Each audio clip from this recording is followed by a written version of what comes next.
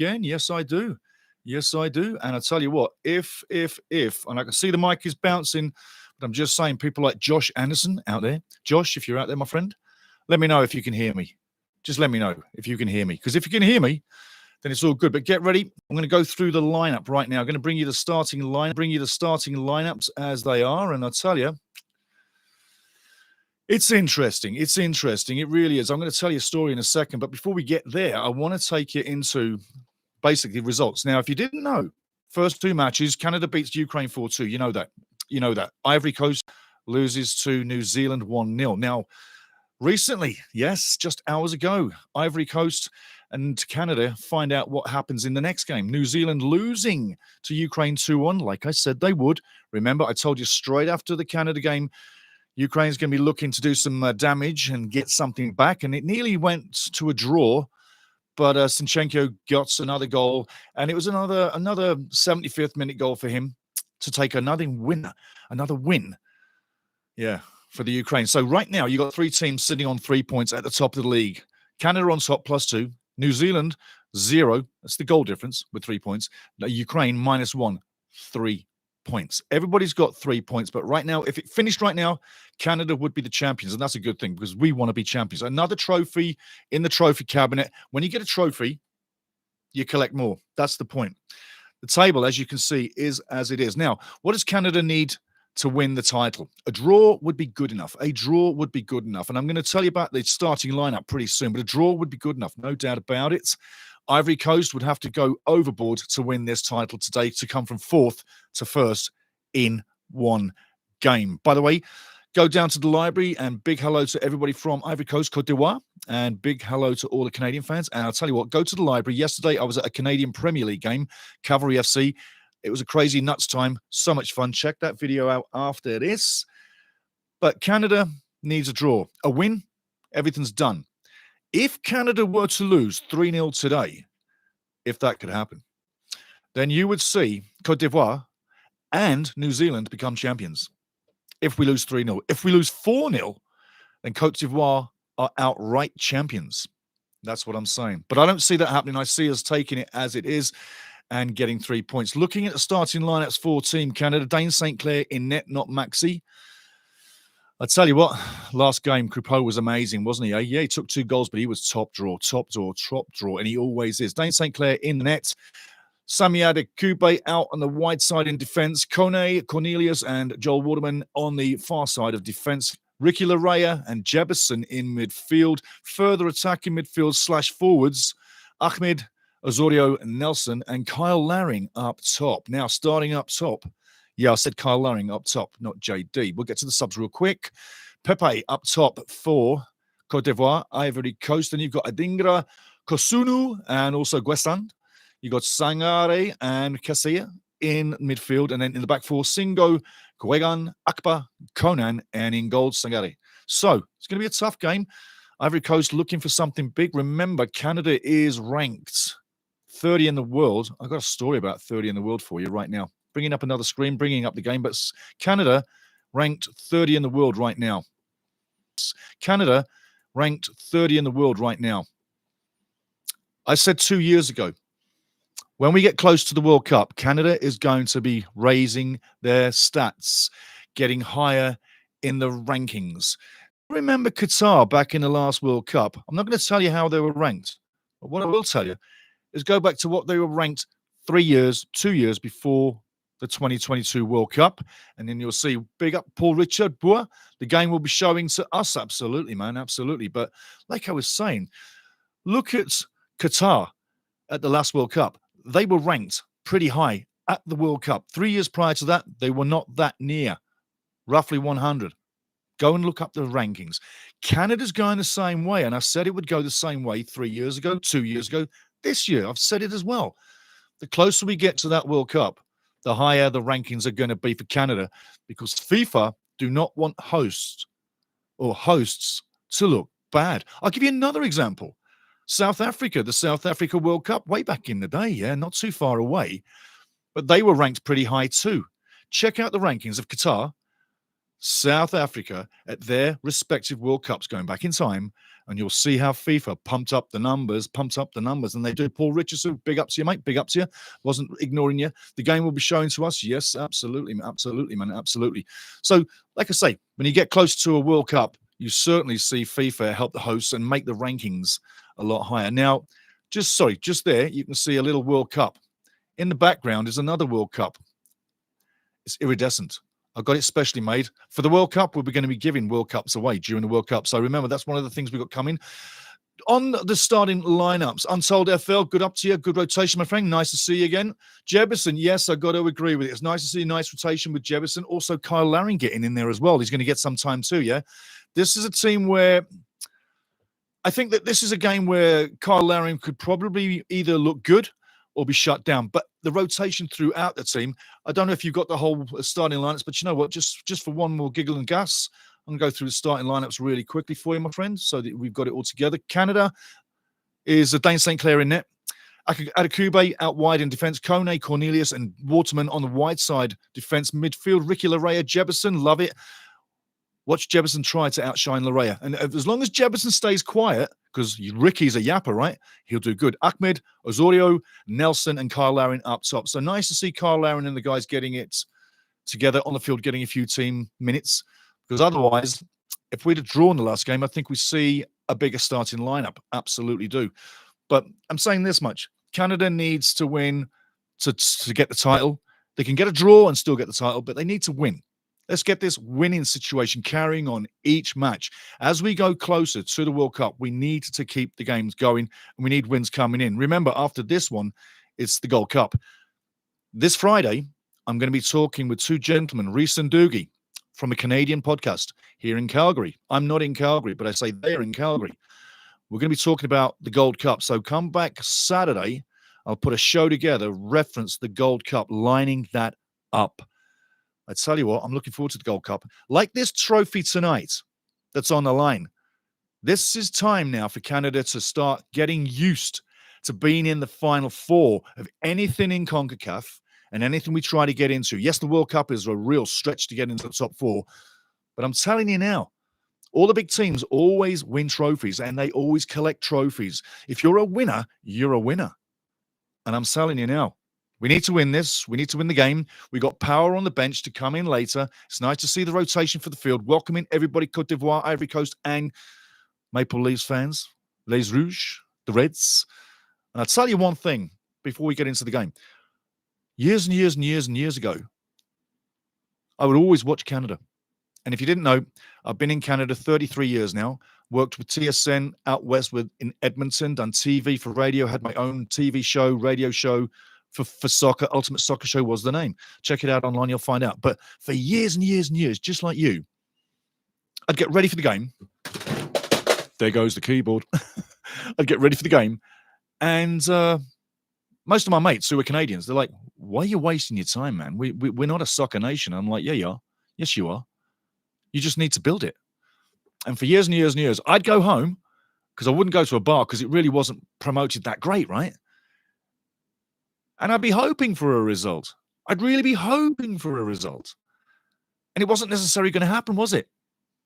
And I'd also be hoping that the referee wouldn't wreck our day. I'm going to pick up that keyboard just a second. It was taking an alarm bell at me. But years and years and years, we were not in the picture. We were in the picture, but we didn't have the players to do it. And it seems that the referees were too good for us to even get a rub of the dice. But nowadays, that is not the case. Every time Canada goes to play, you have the feeling sometimes that we are going to kick some ass. And over the last few years, I say since the World Cup, we've become a better team. We were a good team going into the World Cup. Good, not great. But I think we've become a better team after the World Cup. Some of our players have really got some experience now going into European teams, getting that experience, building the career, going from a guy that could like literally not take a knock to a guy that can take a knock and beat you with the ball at the same time. I'm saying this much. Tajon Buchanan is a real wonderful asset, what we've had. And you consider the injury that he had and how he's come back. Prior to the injury, I might get a few, tell me what you think about this one. But prior to the injury, Tajon Buchanan was like a boxer with a glass jaw. Skill, but no toughness. Right now, he looks like he's a boxer with a jaw that can take a punch and can whip you with the ball, skill, brains as well, leave you for dead like he did in the last match. Some of the one-touch plays he made to skin you alive, it was absolutely phenomenal. It's a case of you're begging guys to do that because right now, in the way the football is played of nowadays, the modern game, not the older game, but modern game football nowadays, everybody's tic-tac-toe and it's very generic.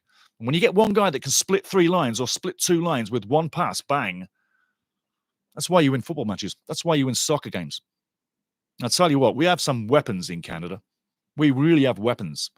Years ago, we didn't have weapons. Years ago, we didn't get the rub of the dice. Years ago, the referee would blow us off the field. I'll give you an example. Sportsnet, I was working side by side with Sportsnet on the field, Edmonton, 2004, and it was against Honduras.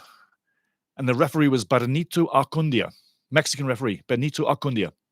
Can't stand the guy. Can't stand the guy. I tell you what, I'd really love to meet him to tell him what I think, because the times he robbed us, once was a penalty against Honduras, and it never was a penalty. And I was level with the linesman, and I'm level with the box.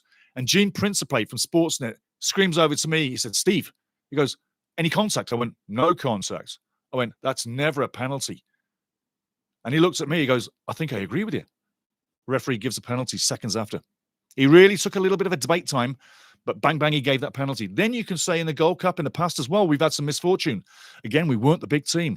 Again, we didn't have the right to get on top of referees and have muscle. And Jesse March is a coach that muscles on the referee. He puts pressure on the sideline so the referee knows he's there. So he keeps the referee and the linesman and the fourth official all in check. That's what you need. And when we get to the next World Cup, which is ours, we're 30 in the world. I'm watching the guys training on field. Hope you are too. They're in the dressing room right now, but you're getting the TV coverage on the screens. Kyle Larin starting, I tell you, it's good for his confidence. But nowadays, we're big. 30 in the world. How much higher are we getting in the league? Just going to quickly go into the chat with you guys right now. Untold FL, big up, my man, big up. I think the World Cup was very important for the development of this team. We really needed it. The Copa America was the thing we needed to show what we are made of. This coach is the real special one. You know, I like it. I like it. This may annoy people too. This coach is the real special one. You know, I like it. I like it. This may annoy people too. I respected Johnny Herdman for quite some time. But when he dropped that F Croatia at the World Cup, that made me so angry. That made me so mad. I wanted him gone right there. Wanted him gone. And I'd also seen the team surge in form and crush through qualifying, which wasn't that a dream, eh? You remember all them games. I tell you what, and the Ice Palace up in Edmonton, like Mexico and Costa Rica in the freezing cold, is fantastic. But the form went up, and then after the World Cup, well, pretty much before the World Cup, our form was starting to waver. And it's been up and down with him after that. And you know what? I'm glad he's gone. He did well. He got us to a World Cup. Let's never forget that. I'm going to be ever grateful, very grateful to Johnny for that. So are you. But when you say F Croatia at a World Cup, I tell you what, it's good that I wasn't there because I'd have said some things. I hope you would too. That's not our way of doing things. We're better than that. We're so better than that, really. But anyway, going back to the Copa America was the thing we needed to show what we are made of. And this coach is a special one, Jesse Marsh. I agree. I like what he brings. I like his tactics, although you could say we have to sort of play within ourselves. The counter-attack game, it depends who we're playing, yeah? Lesser teams, we can obviously press further up like we did last game, and you say lesser team Ukraine. No, I tell you what, that team against Ukraine showed them that they were not up for the day. They woke up with 2 minutes to go. 2 minutes to go, scored 2 goals. Wasn't a great way to finish the game. A more experienced Canadian team may have not given up the 2. But that's football, and that's why you love it. If it was going to end the way you saw it every time or begin the way you wanted it, you wouldn't go. You wouldn't watch it. And the guys on TV wouldn't be paid anything. And by the way, join this channel, guys. Join this channel, like, subscribe, because there's 2 things I bring. Better do it that way. If we're in the UK, I can't turn my hand around right now because that would be the old F sign to people. It's old archer's sign. It's an old archery thing. The F sign to the French invaders. Bit of history. Anyway, that's over there. This is over here. But I got to say, special one, yeah, I like him. Jesse is the one for me. Definitely is the one for me. And I can't see him leaving anytime soon. I think that when you look at the World Cup, the 48-team World Cup, yeah, we can say that we've got a great chance of getting out of that World Cup group and into the next round. The only thing I don't really appreciate is 48 teams. What do you think, personally? 48 teams. 48 teams. Well, I'm looking at the women on the side of the field there, looking real good in the red. Our Cote d'Ivoire fans, Ivory Coast fans, yes, let's have it. Let's have it. Lovely, lovely, lovely. I love the African teams. Got to say, I love them. They bring the color, the fire, the passion. But yeah, love them, love them, love them. Getting ready for that World Cup. But 48 teams in a World Cup. Is 32 better? Has Infantino lost his bloody mind? This guy's changed the game so fast since he's been in the chair. You can say that Sepp Blatter may well have been found out for a little bit of, funny moves with the dollar sign. But 32 teams or 48 teams? Because I tell you what, it's an interesting question, and I don't know which way you love it. I know which way I love it. But 48 teams from 32. It's going to take 39 days. Are you still going to be interested after 39 days? Or are you going to watch it in one or two ways? Are you going to say, I'll watch my team in a couple of games in the group stage, but I'll wait for the cracking game, the round of 32. Let's go from that, bang, and we'll have some fun there. Because 39 days is a long time. Really is coming up for kickoff pretty soon. Untold 48 teams is better for us. More of a chance to get out of the group. Yeah, no, I agree with that. Totally. I totally agree with that. Absolutely. Absolutely. I definitely agree with that. But 48 teams, it's also going to give some of the smaller teams a chance to actually taste a World Cup. And I think that's a benefit of it. I can really see that being a benefit. But when he first announced the 48 teams, I thought, well, many little teams are going to get there. Is it going to dilute? Is it going to dilute anything? Is it going to embarrass anybody? The only things I could see is possibly if you get a huge team, a B-grade team, and a little team, a minnow, you could probably see that minnow team getting beaten up pretty heavily. And that's not what you want to see. You could see probably the likes of, say, Spain right now. Spain are absolutely on fire, right? What a beautiful football team they are. And let's say, I'm not going to name a name specifically, but let's say they meet up with someone who's really down in the rankings, like say 150 or 140, because you've got 48 teams coming in, yeah? So you're going to see some teams in the World Cup you've never seen before. But imagine if Spain were to set a World Cup record and win like, I don't know, 12, 13, 14-0. Who knows? I mean, if the teams were that far apart and Spain played their part, you can't stop people scoring goals at a World Cup. You really can't, because that's what you want to do. So when we look at that 48-team World Cup coming in after what we get to do, and by the way, we've got a whole host of games coming through as well. I'm just reading off the list here. You've got Honduras, Curacao, and El Salvador in the CONCACAF Gold Cup. I'm going to be talking to Reese and Adugi on Friday night. We're going to do an interview and a little chit-chat, and then we're going to post it up on Saturday night. We won't do it live. We're going to bring it to you Saturday night, ready closer to the Gold Cup, and then we'll see how we do through that. But looking to do live games through the Gold Cup as well. Untold back at you. 48 teams is better for us, is what he says. Going into FIFA World Cup, I think we're well prepared. I think we're well prepared.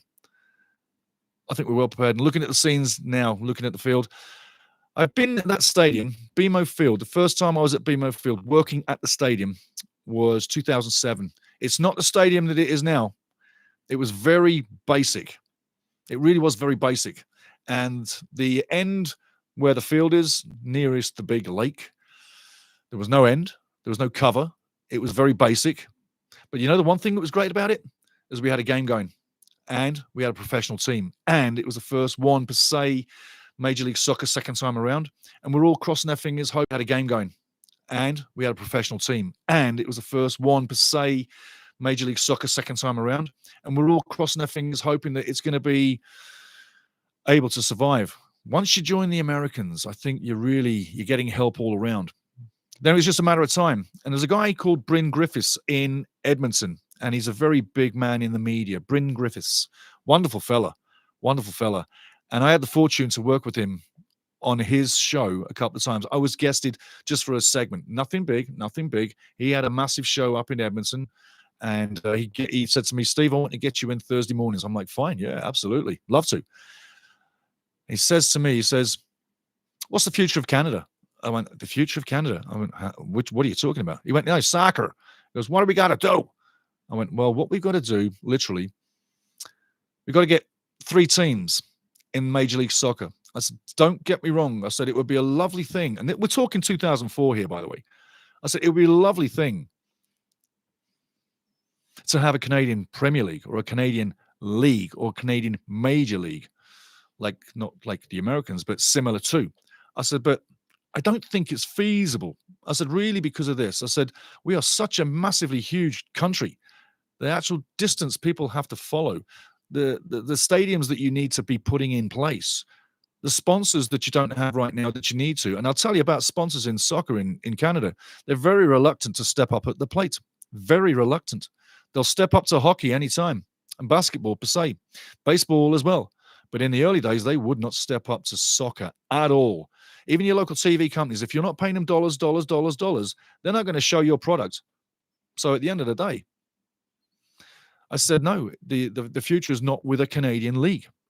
The future is jumping in with the Americans. And that's what I said 20 years ago, 21 years ago, actually now. It was May 2024. I said, we got to jump in with the Americans. I said, so we need a team coming in that's going to get the money, get the sponsors, get the ground built to get in to Major League Soccer. At the time, you needed a 20,000-seater building. And lo and behold, CFC was born in 2007, 3 years later. He asked me again when CFC comes through. He goes, right, we got one. And you said this years ago. He asked me again when CFC comes through. He goes, right, we got one. And you said this years ago. So he plays the skit or the actual show where I was on saying what I said. He replays what I said from 3 years back. I'm like, yeah, that's correct. I said, it's simple. I said, you need the other 2. I said, you don't need 4 because you'll never get 4 going. I said, and I'll tell you why, because I know the business of soccer in Canada. And I worked with Soccer Canada closely over the years, and I know the insides of the business and where the money is, what the numbers say. I said, the first thing you need to do is you got to wire up literally the West Coast right now. I said, because the granddaddies of soccer at the time, well, hey, that's the Canadian national team's loving servants, the Vancouver Whitecaps. They've been around forever. And I call them the granddaddies of soccer because like Bob Lenarduzzi, the granddaddy himself. And Bob is a lovely man, believe you me. And I owe him a lot. But I said to Bryn Griffiths, the big man at TSN's Edmonton's radio station, I said, you got to get Vancouver Whitecaps on board. That's what you got to do. I said, then after that, Montreal Impact. And you're saying, Steve, it's CFL Montreal. I said, no, back then it was Montreal Impact de Montreal. That's who it was in the original state. Now it is CF Montreal. So I get it. But I said, once you got Vancouver in, then you got to get Montreal in. And they just need 3. And he said, well, what about Alberta? This is where you live. You need a club. I went, no, I don't need a club here. It won't take off. It won't take off. This is hockey province. Oil country is what they call it. And it took 20, 30 years of real good grassroots soccer in this province to start bringing up players. And I'm not going to name names, but maybe Alfonso will ring a bell to many people, Edmonton kid. But you got to build the kids' leagues and bring them forward. And as for the teams of the future, these cities, no disrespect, they've got big teams, big sports programs in their cities already. You're not going to upstage a hockey team in Edmonton. Not going to happen. You're going to have a good time against the baseball teams, the lower leagues, and you might even get level with them guys. But you won't replace the hockey in Edmonton. It's not going to happen, or any big city. So that's what I said. I said, stick to 3 and you'll be good there. You no need to get any more at all. I'm just going to check on one of the school boards here. But I said that now, 17 years ago. And look at us now in Canada. We've got those 3 teams. We're doing well. It's been interesting to see what CFC Vancouver and Montreal, CF Montreal have done over the years. But I think we're holding our own.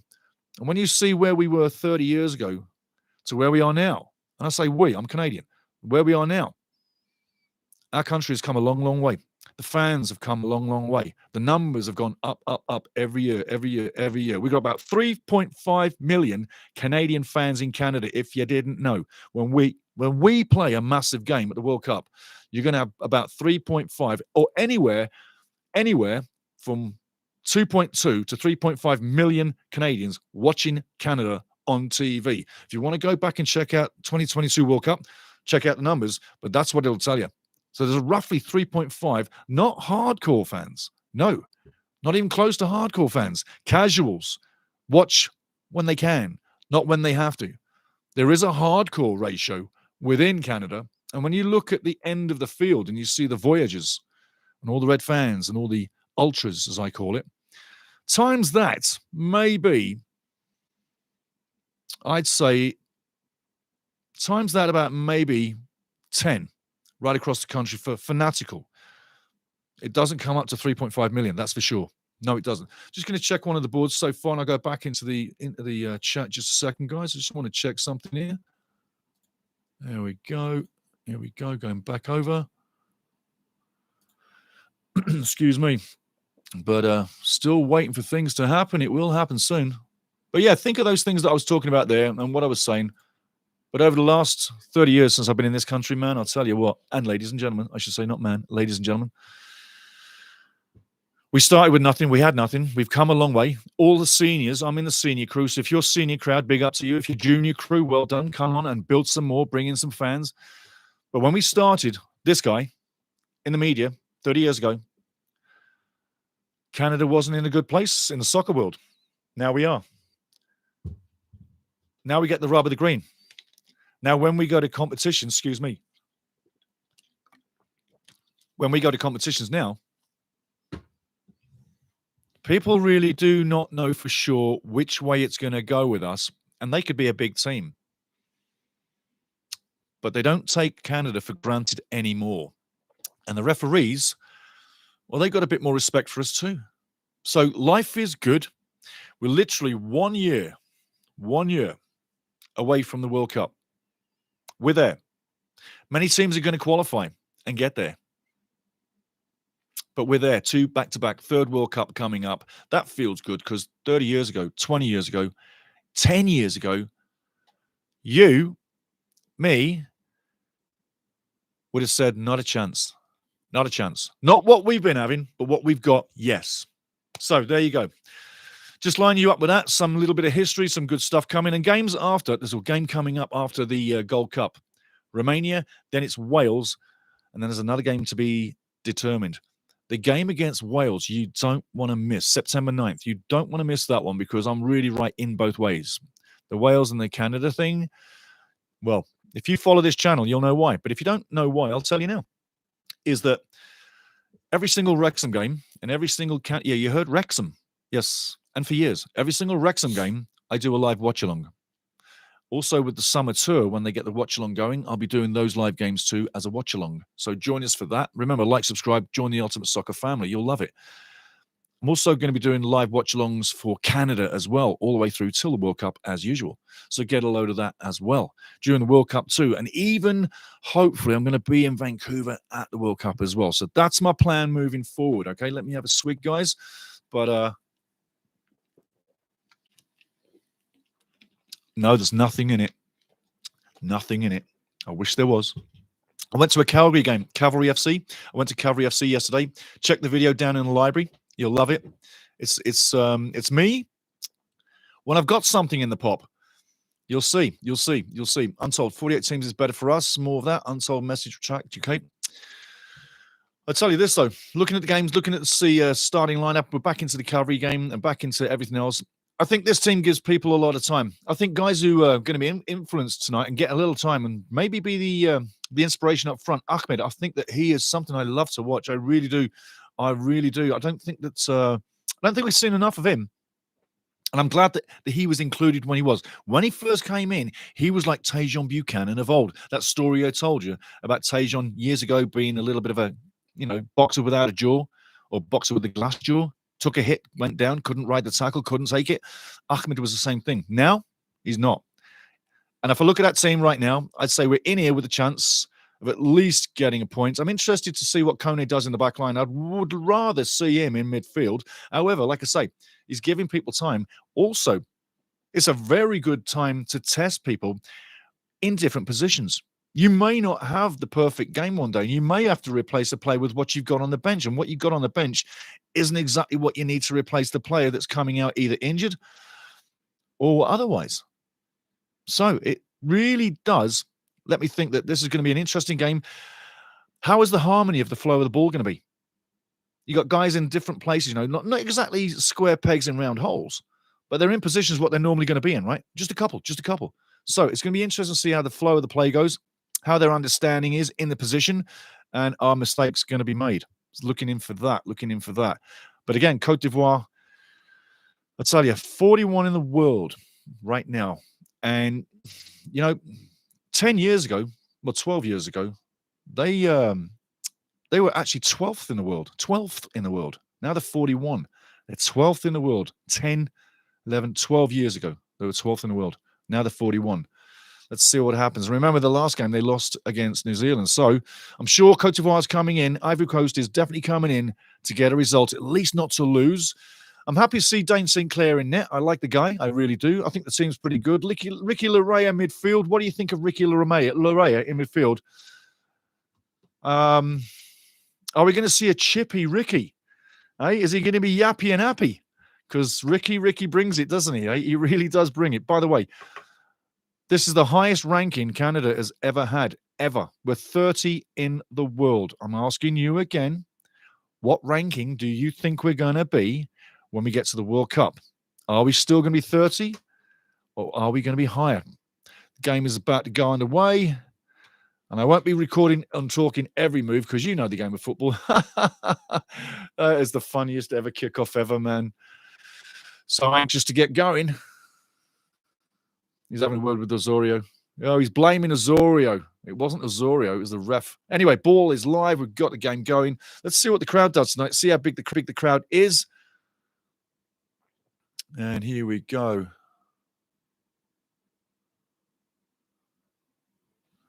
Untold FL coming at you. Jesse's on the bench. Paul Stalteri, I'll tell you what.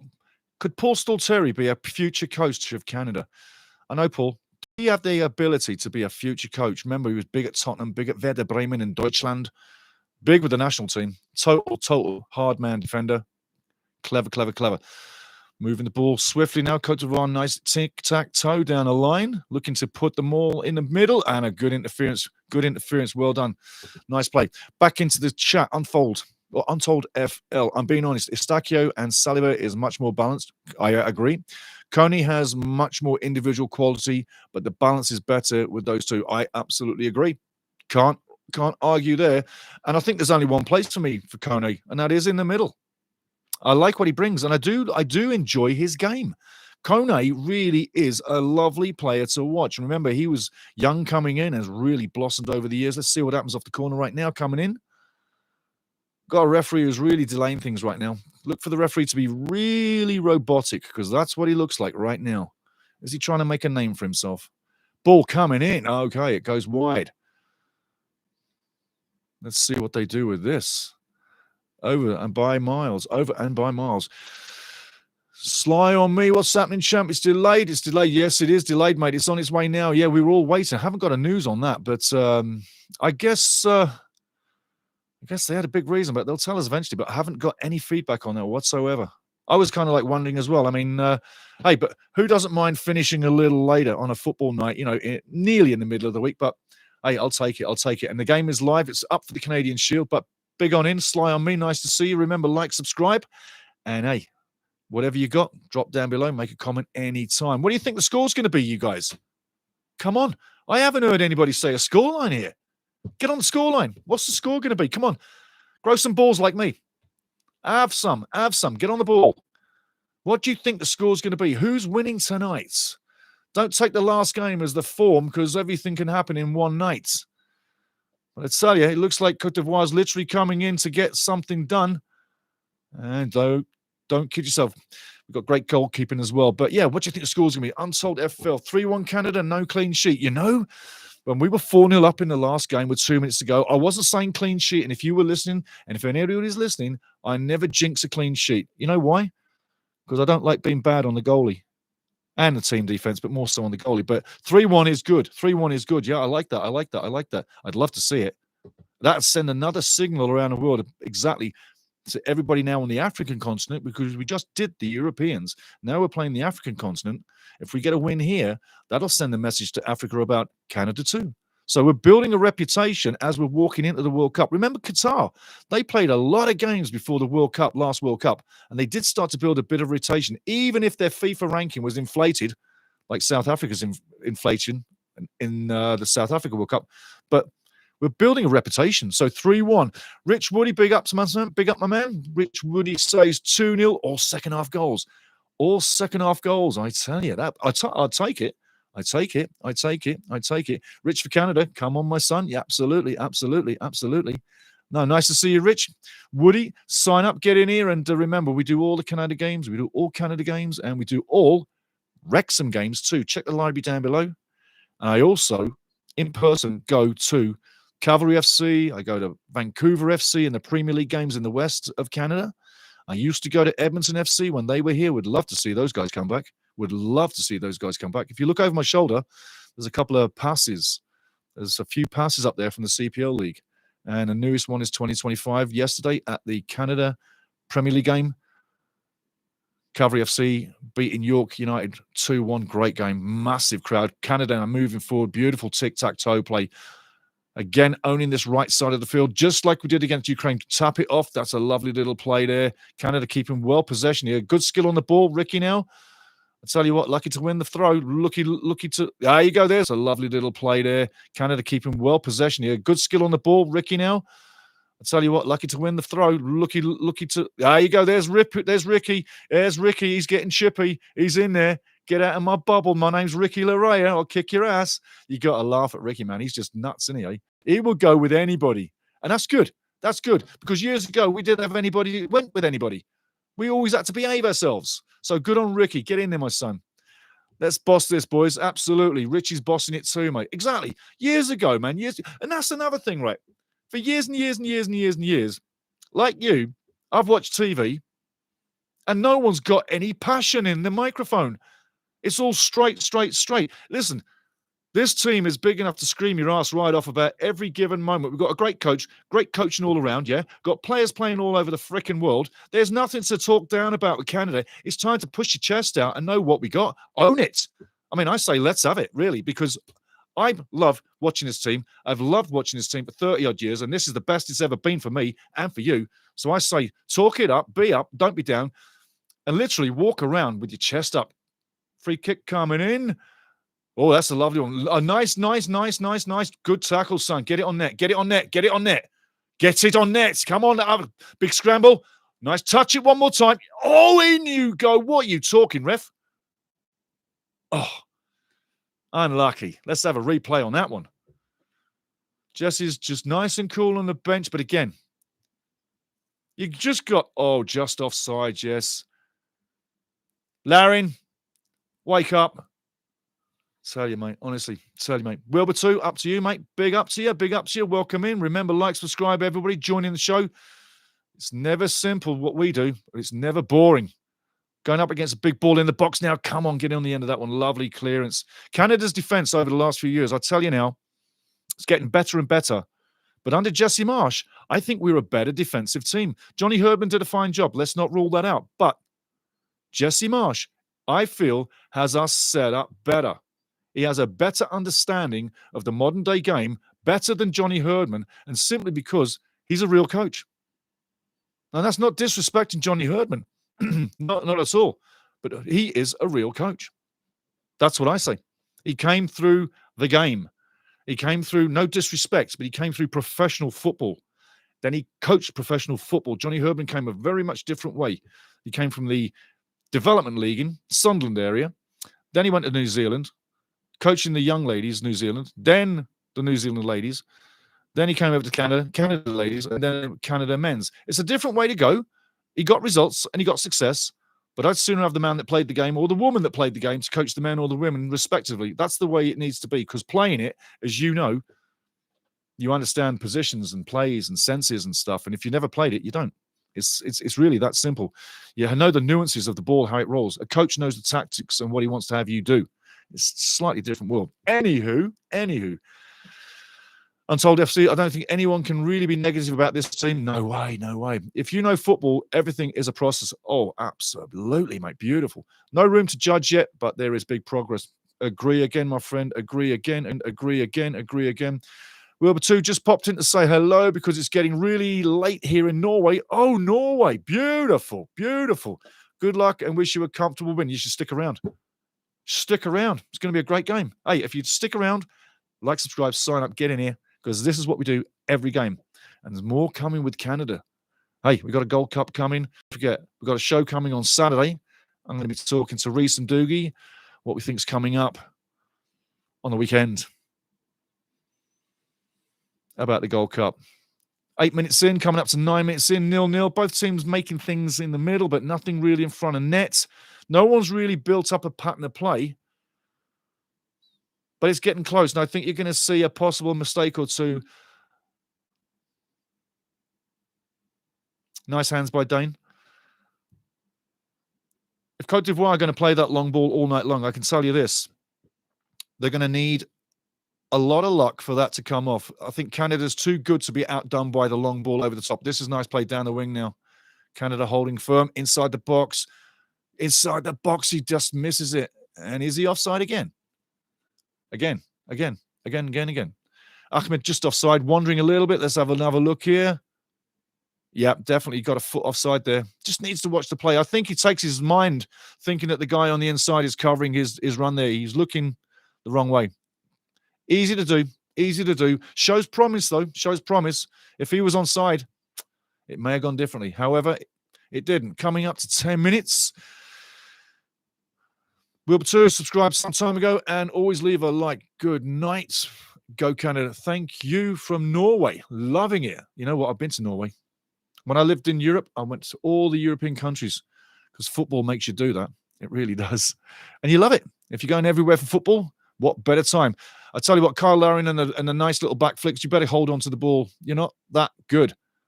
Canada moving forward, winning the corner. Should be a corner. No, referee gives a goal kick.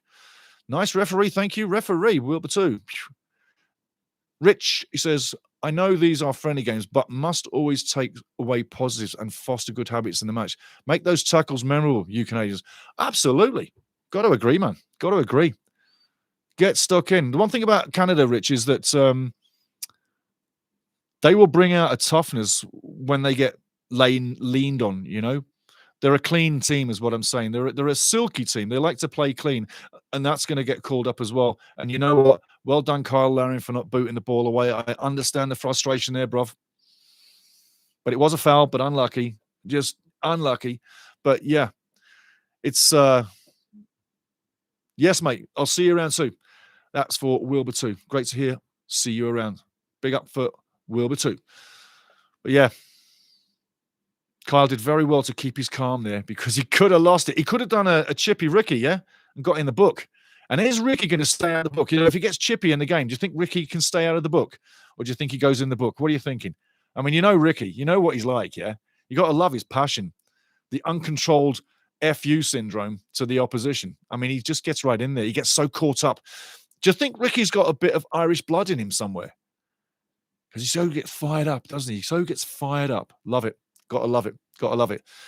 12 minutes in, still nothing happening. And it looks like right now, Cote d'Ivoire are looking, trying to get into the game. Dropping the anchorman deep, ball over the top. That's the tactic I told you all night long. There you go. One more time. It's not going to happen. It's going nowhere. That ball over the top is not going to beat this defense. For MSA Faye, the coach, he's only 41. He's a young coach. And I'm talking about Cote d'Ivoire Ivory coach. He's a young coach. Decent player, but young coach. If he thinks for 1 minute long ball football is the way to get it done, he's not utilizing this team to its possible max, is what I'm saying. I'm not coming down on him, but I think that there's better plays for this Cote d'Ivoire team, Ivory Coast team, to use the ball with. Once they get on the ball and grow in confidence, you'll see what I mean. If they get an early goal and it's through nice, inventive play, creative play, not a long pass. They'll build in the game. And right now, you can see there are signs that Cote d'Ivoire in midfield are building into the match and holding steady. It's the back line that needs to be careful for Cote d'Ivoire and no more long ball. That's what's the danger for Canada right now, is that long ball. Really, again, not to jinx it, not to bring it on, but I think there's a lot of intelligence in the back line in Canada. They've had a lot of years and games together now where they know what to do. 1 second. Oh, that's Ricky jumping in there. It's going to be chippy. And maybe the 2-0 prediction from Rich Woody, maybe that's going to happen. But Kyle Larin goes down. And it's just unfortunate. He can't control his momentum. He's off balance. He doesn't go over him. He doesn't walk through him. It's just unfortunate. Kyle Larin, again, too deep. Shouldn't have been with the ball there. And again, trying to be skillful. I don't think that's his game. Get in the middle. Get on the end of something. You're a big man. Big finish. That's your strength. Do that.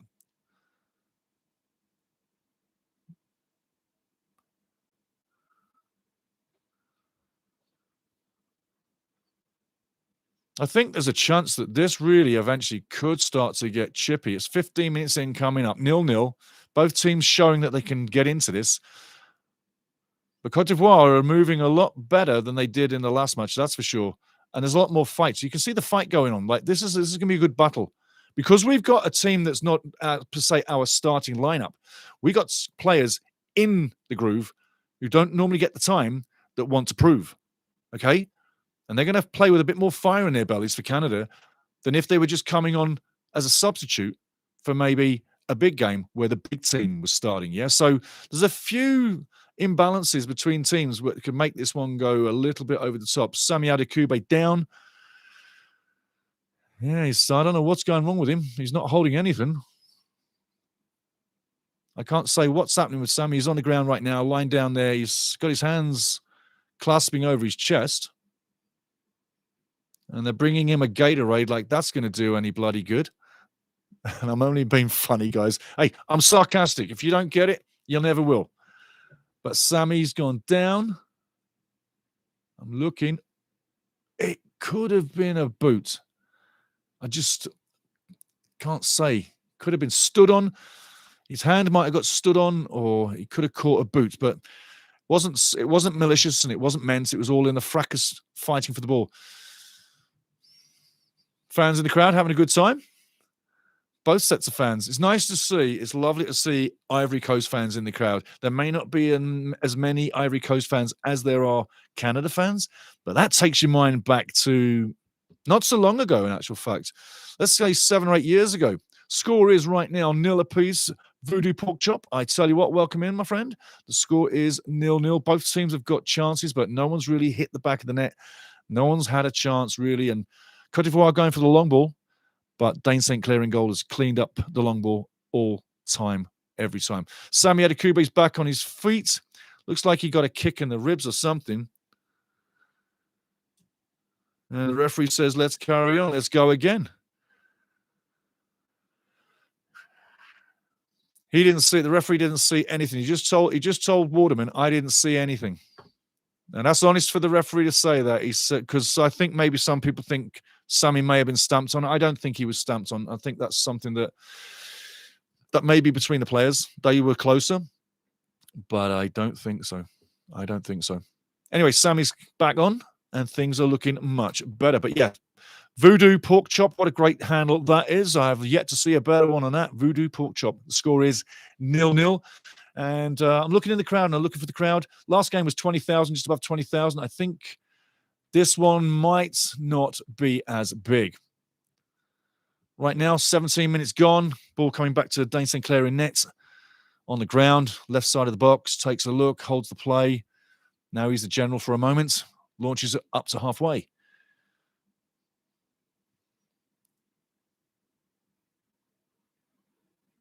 All the way back after a little bit of a tussle to the other goalkeeper in the other end, who does the same. Lays it on the ground, lays it away. Sangure. Depending where you are now, seems like these back flicks, I tell you, it seems like these back flicks that Canada have tried a few times, not come off. Ball coming in the inside. Again, a little bit of danger on the edge of the box there. Ricky Leray looking to clear it. Should be a foul there, and the referee makes a good call there. Good, quick call. Ricky Leray barged over, and the referee calls a foul straight away. Wasn't really much in it, but hey, make a foul, call a foul. Again, these back heels, you just saw that back heel come off wrong again in the game. There's been 2 or 3 back heels. Enough of the back heels. If you're not sure, play to where you can see. If you're not sure and you can't play it to where you see, kick it out, especially when you're in and around the box, no? Canadian formation, quite easily. You're looking like a 3-5-2 right now, to be honest with you.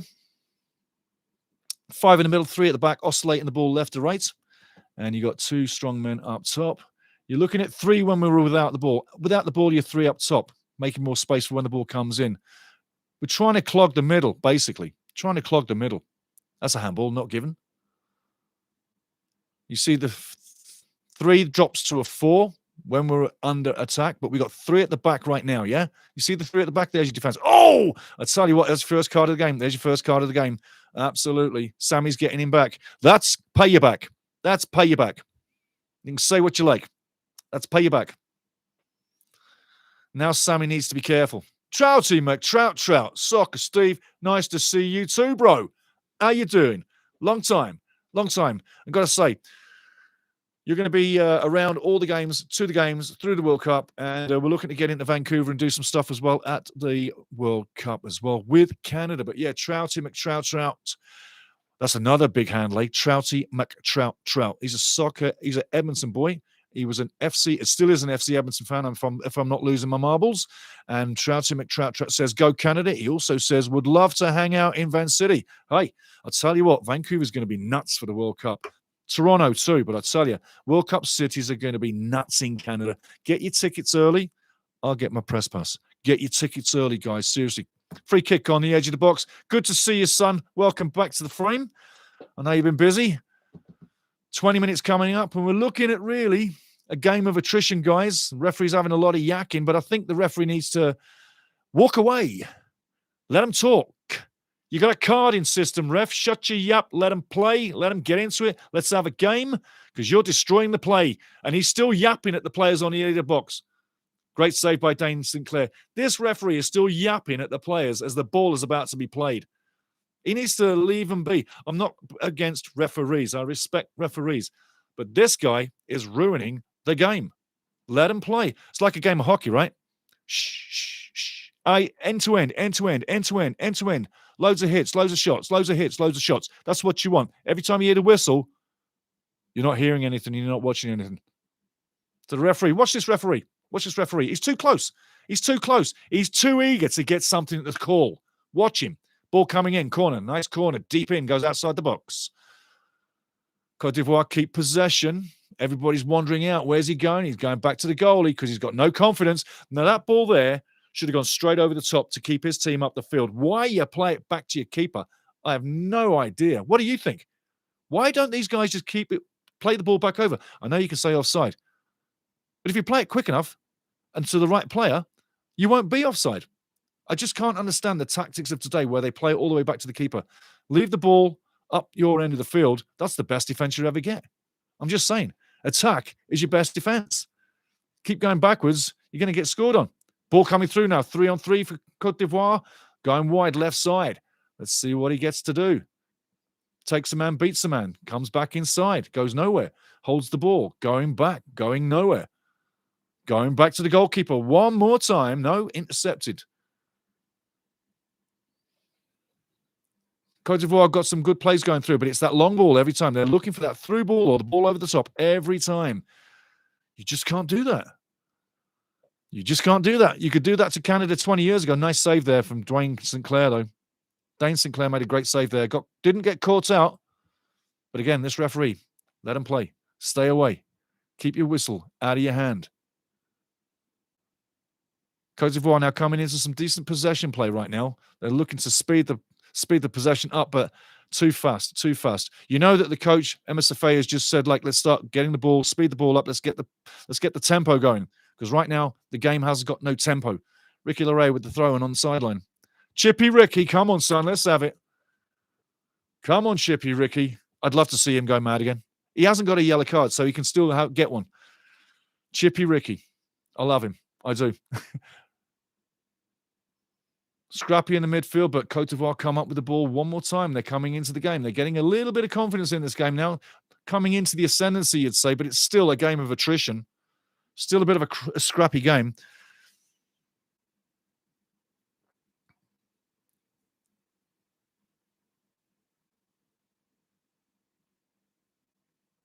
Ball over to the left-hand side one more time now. He cuts inside. It's good possession play, but it's got to end up with something on the end of it. Otherwise, it's going nowhere, and it's like a training match. To be honest with you right now, this game needs a goal. This game, in my mind, needs a goal right now. Either Canada or Cote d'Ivoire. But we need a goal to open it up because this could end 0-0 and be a dull night if it carries on the way it is. Now, check out the referee. Check out the referee. He's got the game.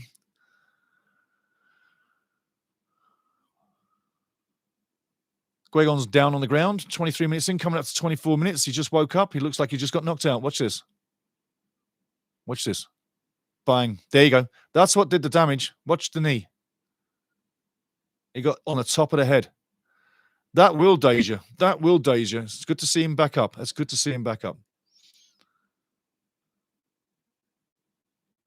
There's another back heel that never came off. I tell you guys, not to be boring, but if you can't play, get it away. Again, stuck in this little zone, left-hand side of the Canadian penalty box. Guegon's up on his feet. He's looking good. And Kone said sorry, and Guegon slapped him and said, get away. So you can see that it's fiery, and that's good. And I said prior to this game, when we play Cote d'Ivoire, Ivory Coast, you're going to get a physical game. It's going to be fiery. They're strong, physically strong. So they'll wear you down. And if this game continues the way it is, if we didn't change up some of the personnel in the second half, which I'm sure we're going to do, because Jesse Marsh does not look exactly worried, but he doesn't exactly look like he's in a comfortable position either, which he's not. Again, Cote d'Ivoire free kick, left-hand side of the penalty area. A goal here turns the lights on. Pepe now with the ball. Everybody knows Pepe, wonderful player. Ball coming in, headed out one more time, going up to halfway. Everybody's running out. Cote d'Ivoire go left side. Is he going to cross the ball straight away? And it looks like he's pushed in this ball, and he is indeed into the box. Again, repelled. Well done again by the Canadian defense. Big heads always win the ball. Canada against Ukraine was phenomenal with head tennis out of their box. It was just all night long. Canada cleared it all night long. Nice header back to Dane St. Clair. Brilliant play. Brilliant play. Got to say. Ricky Larea heading back to Dane St. Clair under pressure. Fantastic play. Read the play beautifully. Killed the game dead.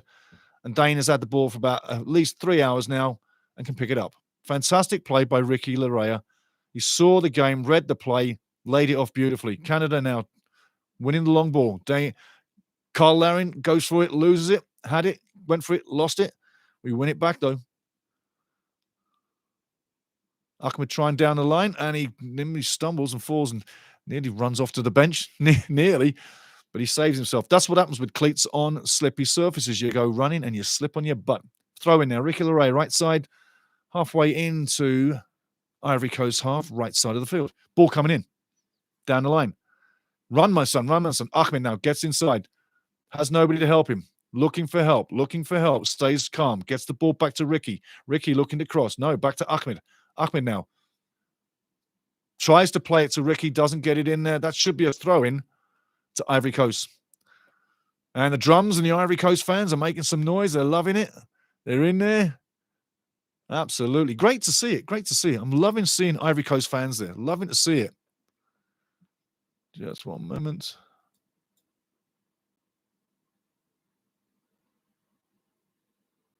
Definitely sloppy with the width and two-touch max. Yeah, absolutely. Totally agree. Totally agree. Totally agree. Like I say, this one right now, coming up to 30 minutes, I'd like to see a goal because for the fans and for the crowd and for us, we need some life in the game. And we really haven't shown much up front. Listen, this kind this kind of game right now, the way it's playing, this reminds me of decades of CONCACAF where we're watching two teams play. There's nothing really getting put on net. Nothing really to excite you with. A goal brings this one alive. It really does. And also, I'm going to say it. I'm going to say it. Kyle Larin, get in the middle. Well done, son. Well done, son. Free kick. No, corner ball. And the referee's looking for fire. Puts out the fire. Puts out the fire. Well done, referee. Well done, referee. Now, that's good refereeing. Put out the fire. Well done. Well done. Well done. Absolutely. Absolutely. That's good refereeing. That's strong refereeing. Well done, referee. Absolutely. Absolutely. Well done, referee. You can see the fire in the game. I told you. Côte d'Ivoire didn't come here to lose. They do not want to lose. They're obviously getting some bad press back home. You can guarantee your asses. Referee, though, great, great, great, great refereeing.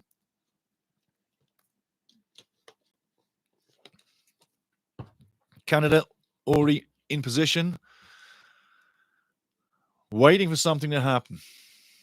We need somebody with some finish ability to get it on net, in the back of the net, and get this game started.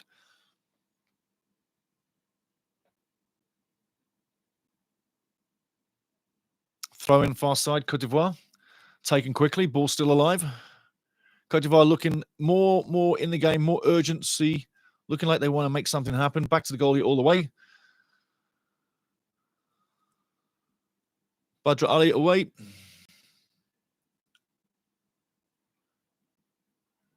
They're trying to play good football, but they've got a team in Canada that won't let them play that good football. But again, they're coming down the far side. Cross comes in on net, goes over the top, far side. And the referee's blown it down. Ricky Larea fouled in the middle. I didn't exactly see what hit him, but he did go down. Take another look. Maybe he was climbed on a little bit. Yeah, okay, yeah, in the back. Climbed on the back.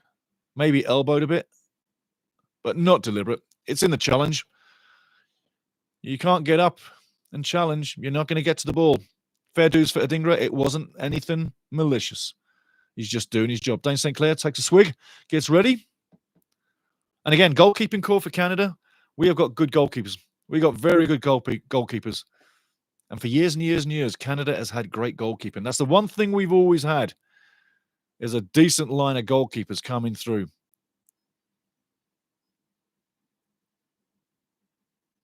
"30 minutes down, still nothing happening, still waiting for something to happen. That looks a little conspicuous on the sideline there. Sami Adekube hit again.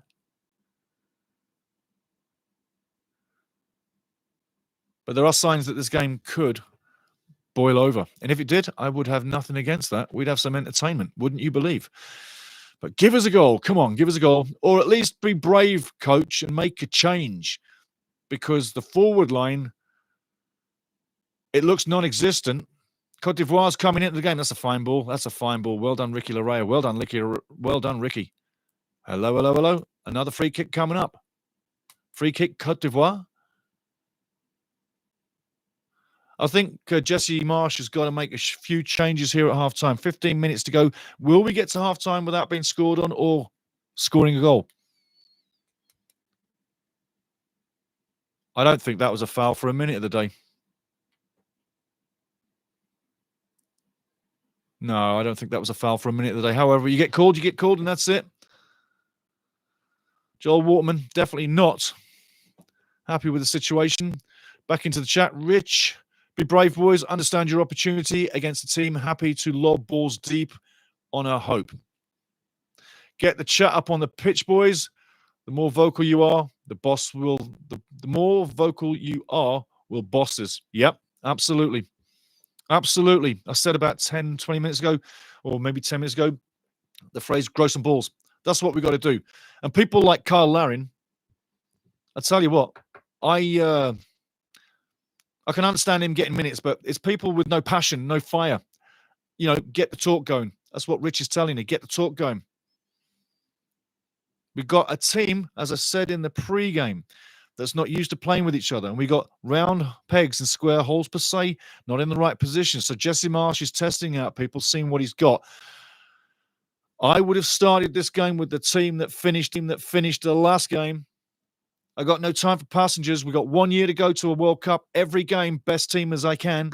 And also, when we get in games towards the end of the match, then I'll bring in the subs because that's what they're for. Pepe on the ball now. Watch in now.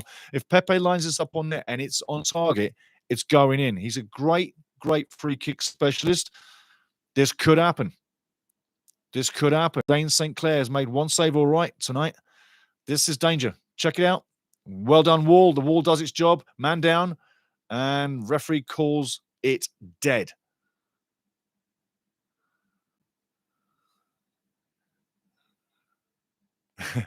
You know, when people wake up after being hit on the head from a ball, people sort of sometimes say, well, it's only a ball.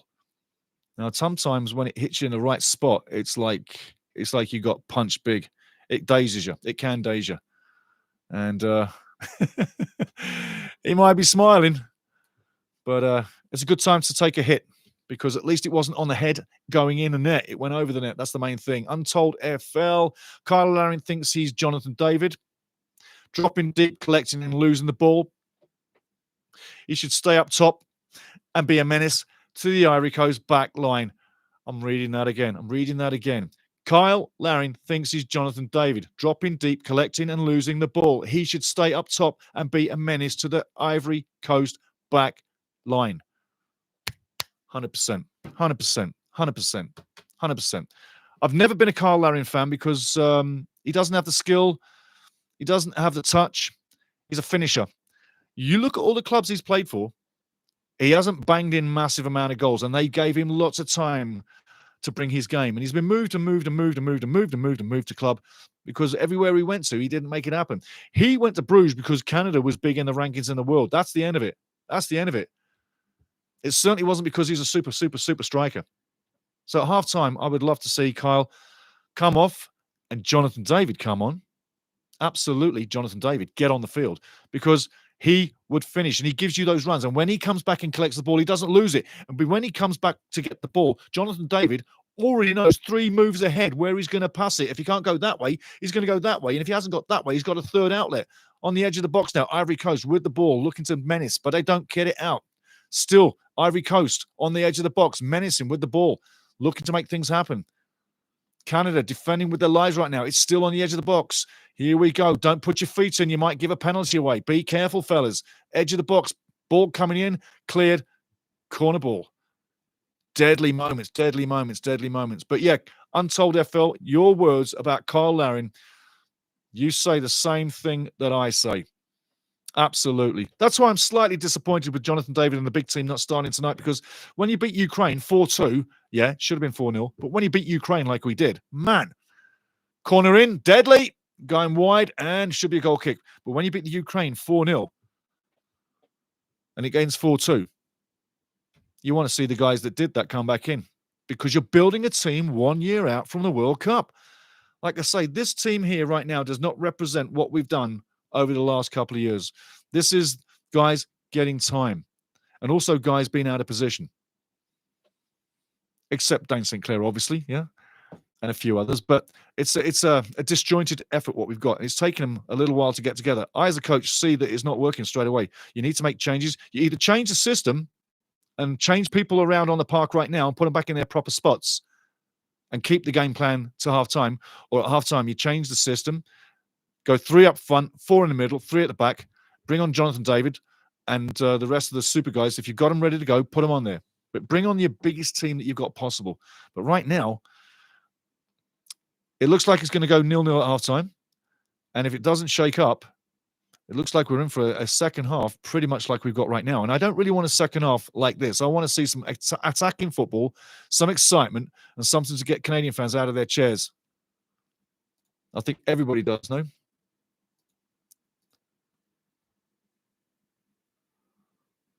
I'm just looking through. I mean, you look at the substitutes we've got available to come out and play. We can change this game around. Absolutely change this game around. But like I say, Jonathan David's got to be the first one for me. Got to be the first one for me. Has to be. We've got to get some impetus up front. We've also got to get somebody in the middle of the park that's going to be creative. We've had no creativity in this first half. We haven't been bad, but again, this disjointed team that we've got at the moment, it isn't operating on all 4 cylinders, and it needs to be on 6 cylinders.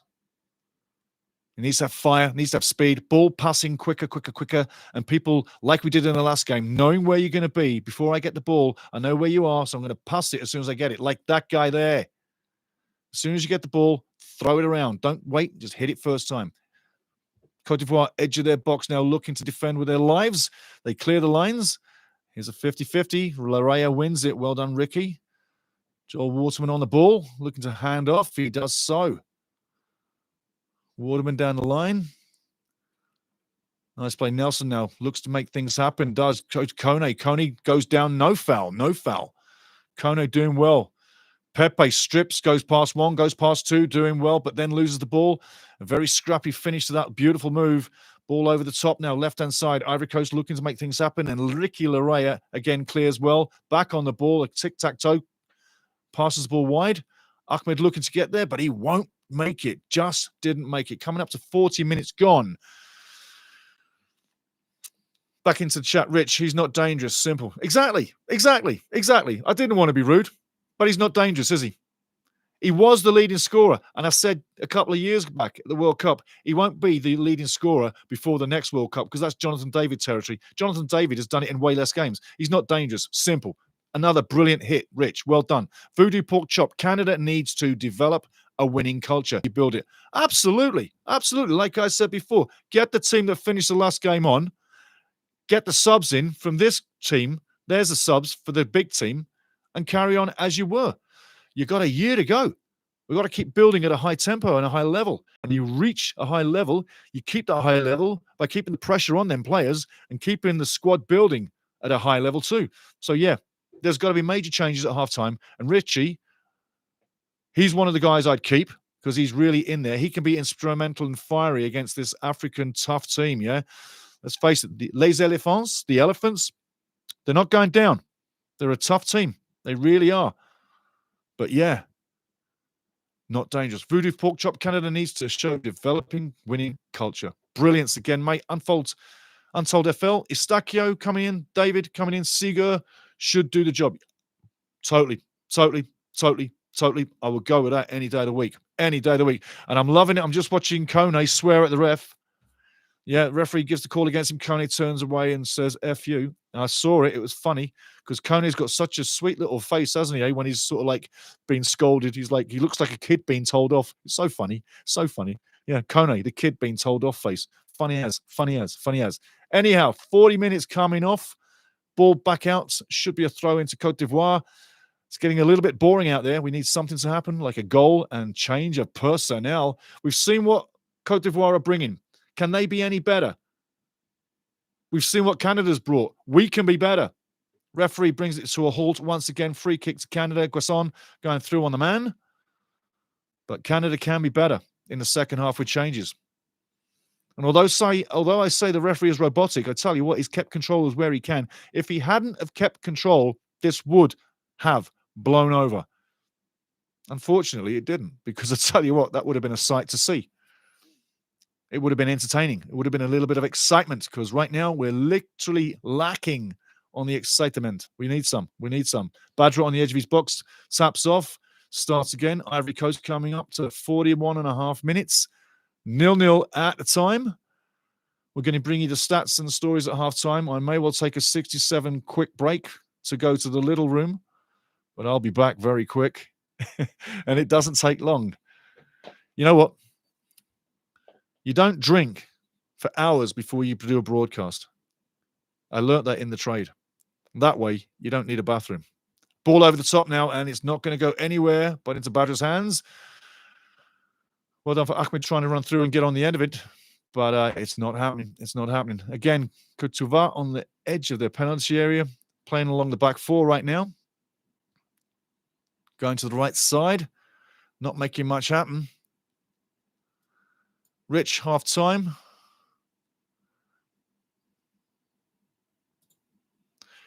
Back into the chat. Côte d'Ivoire on the edge of the box in a second. Back into the chat in a second. Ball going wide.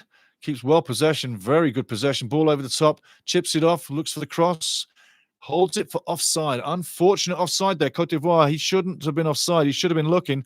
That is really from such a promising position.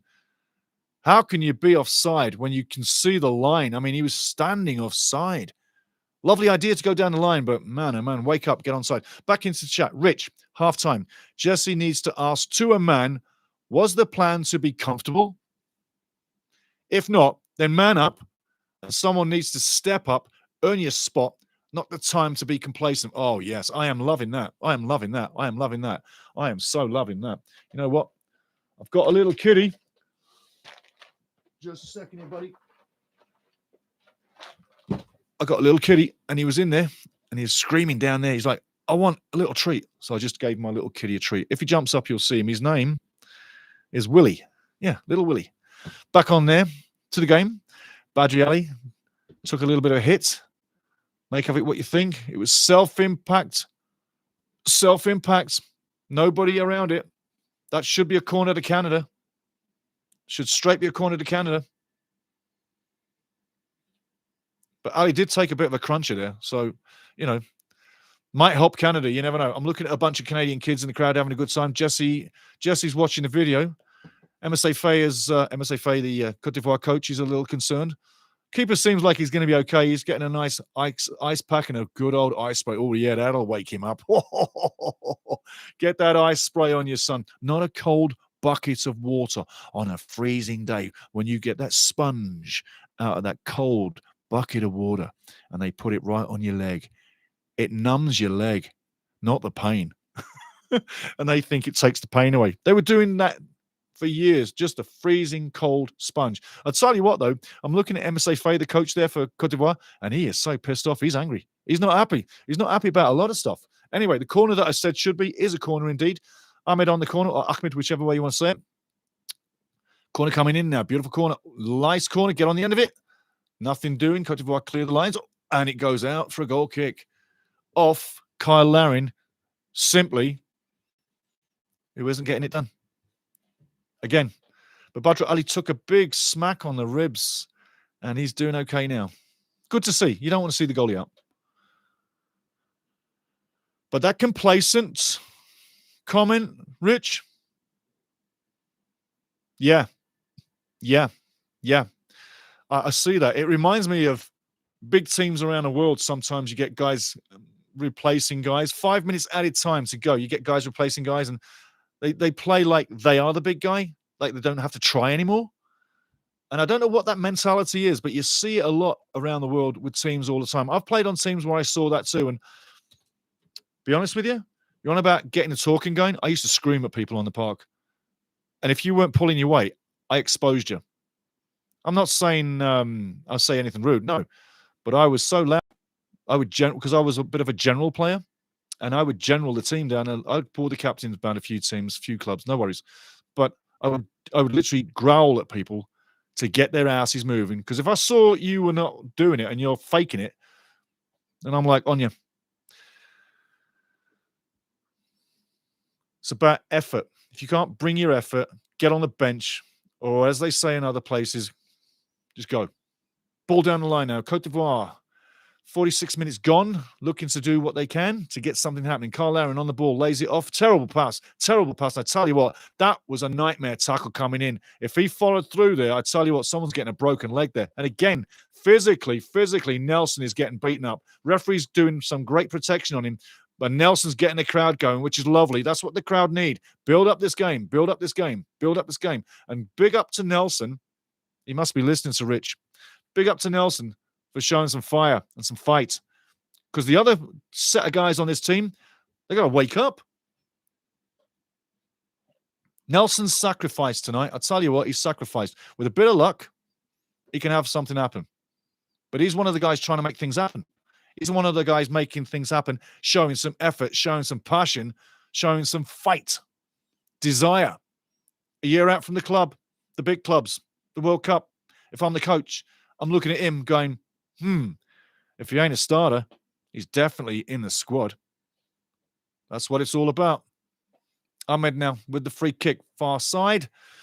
This is a time to get a goal. Great time to get a goal just before halftime. It's what we need. Are we going to get one? Waiting for the referee to stop setting everything up. Referee's been very busy tonight. And I tell you what, he's done a good job so far. I know I said he was going to be a robot and very, very strategic, but hey, I tell you what, this game has really now needed it. Ball coming in now. Ahmed with the ball. Great ball. In you go. Bit of a clearance at the front.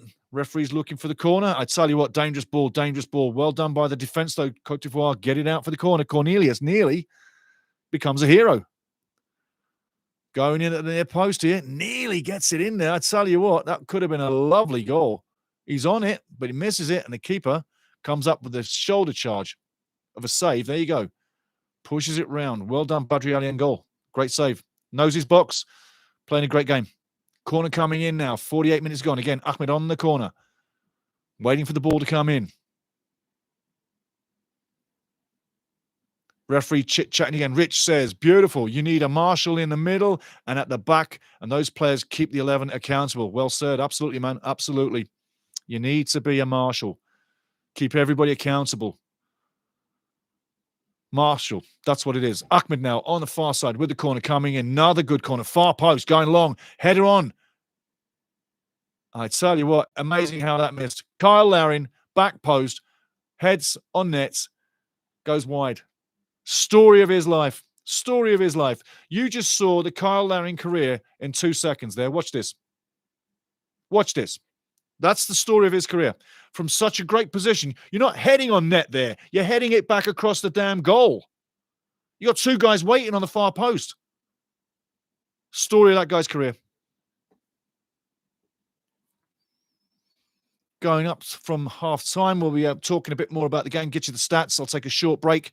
But I'll tell you what, I think the second half will bring more than this first half. It can't bring any less. It hasn't been dour, but it's been a battle of attrition, and we deserve better. And I think Jesse Marsch will want to give us... Oh, that was an interesting challenge by Adekugbe. This can be deadly. Well played there. Adekugbe gets it out. No, he doesn't. He misses it.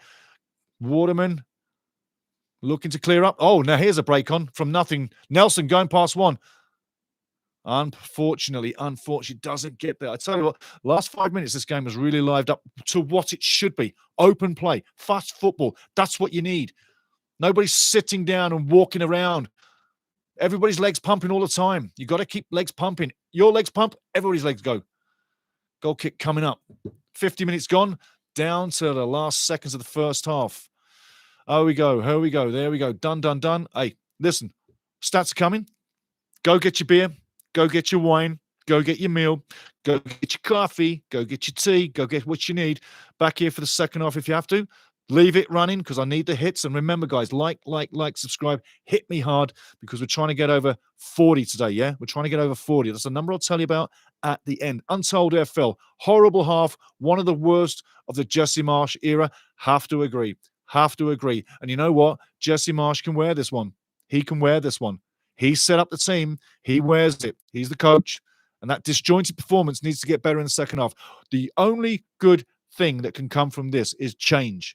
Because that first half is just not the level we need. And when we're looking to be 1 year out from the World Cup, like I've said a billion times over the last 2 years, last year, when we're a year out from the World Cup, we've got to keep it here. We can't stop piddling around or pissing in the pot. We've got to keep that level up there. Bringing in this B team is going to hurt that A team over the long haul. You've got to keep the A team going and fill it with B team reserves on your bench. Untold. But yeah, horrible first half. Big time, big time. Rich says, I had the pleasure of playing with John Craven. Really? After he retired winning soccer ball. Wow. Wow. That's impressive, mate. That is impressive. Talk about keeping you level and interested each week. Absolutely. I think he would... there's probably a few tactics that he would have, but fear might have been one of them. Absolutely. But yeah. So I'm going to bring up the stats, guys, and then I'm going to take a quick break. But I will be back. You'll see. I dare you just to walk away. Looking at the stats. Let's go get some stats on the board right now. Here we go. Stats are okay. Nice. Not good. It's not good. It's not good. And when you replay this, you'll see it's not good. You'll see it's not good. Canada, 2 shots, none on target, 41% possession. Cote d'Ivoire, 5 shots, 1 on target, 59% possession. So Cote d'Ivoire bossing the possession. And I did say we were going to start with the counter-attack system, which means, as you know, we sit back, take all the damage, and move when we got the ball. So there you go. Fouls, 9 apiece. That's interesting because it's got a bit chippy. Referee's done a good job too. 71% accuracy for Canada, 80% accuracy for Cote d'Ivoire. Passes, 198 to Cote d'Ivoire, 136 to Canada. 2 corners of Canada, 3 for Cote d'Ivoire. Offsides, 1 Cote d'Ivoire, 2 for Canada. And yellow cards, only 2 yellow cards in the game. Those 2 yellow cards, both to Canada. So looking at the standings so far, you would say on the table, and that's the big table. Right now, Canada played 2, would have 4 points, would be the champions. So if it stays that way, Canada is 2025 Canadian champions. I hope more people get into this ground. What they should do is elevate tickets to schools. If you haven't sold out on the final day, they should elevate 6,000 tickets to local schools with parents and get them in the crowd for free. The noise and the visual and the atmosphere would be a lot better. And if you haven't sold those tickets a day before the game for a game like this, you're not going to. You're not going to. So give kids and give parents some freebies from the local Toronto area and get them in the game. Like Forge FC do. Like York United do, like all the teams in the Canadian Premier League do. They get kids in the game, yeah? Make it kid happy, make it kid friendly, get them in the game is what I say. But as we now stay, if we stay as a 0-0, we're going to win this game, win this championship with a win and a draw. I hope not. I hope not. I hope it gets better than that. But let's see what happens after that. Right now, though, you got to say, it is what it is. 0-0, second half, we're looking for more. It's got to get better. And for everybody tuning in right now, I am going to take a quick break because if I don't, I won't get one done before second half comes. But I'll leave you with this. I'm not happy with the forward line. I haven't been all game. I'm not happy with the way the midfield is setting up. There's no flow. It's all very disjointed and it's all very too close. We need to spread out. We need to spread our wings out and get wide on the field and wide through the middle because we're making this easy to cover. And also the players that don't know each other, per se, they know each other, but they don't know each other on the field. They haven't got that synchronicity yet. They don't know where to pass a blind ball. If the ball comes here and I just head it over my head, it's because I know you're standing behind me. If the ball comes from my side and I just head it leftways, I know you're standing over there. I'm looking for you all around. That's what people need to do. So the complacency, that was brought up early on in, it's because people are not working hard. I see change at halftime. I think Jesse Marsch sees the game for what it is. He can't let it continue. And if he does, you ask why. You got a whole bench of players you can use and totally change this game on its head. It's the perfect game to bring on your big guns, set the tone, and come from a drawing possible losing position to take the 3 points. This game, the danger in this game is this. It continues the way it does. Cote d'Ivoire get 1 goal and they will win. And they will have won a battle of attrition, which is what they do a lot of. But if it goes the way it is, and if it stays the way it is, that is the danger, is the 1-0 loss. And also, in defense, we've done brilliantly in the last 2 games. Yeah, we scored against twice in the last game, last 2 minutes of the last game. But in general, the defense and the goalkeeping has been hardcore brilliance in these last 2 games. It's been great for such a long time as well. But eventually, someone's going to make a mistake. I hope it's not tonight. I really do hope it's not tonight. But eventually, someone's going to make a mistake. Well, let's make one mistake, but let's bring on the big guns and let's get a couple of goals. Let's make it happen. Because if we don't change this, Mr. Marsch, the danger is a 1-0 loss, or at worst, a 1-0 loss, or we're going to continue to watch this dour battle of attrition, 0-0, where we haven't even hit the net in 45 minutes, and we've shot twice on target, which just isn't good enough. I'm going to take a quick break, but I say, Mr. Marsch, Jesse, my man, make some changes. I'm going to make some changes. I'll be right back. .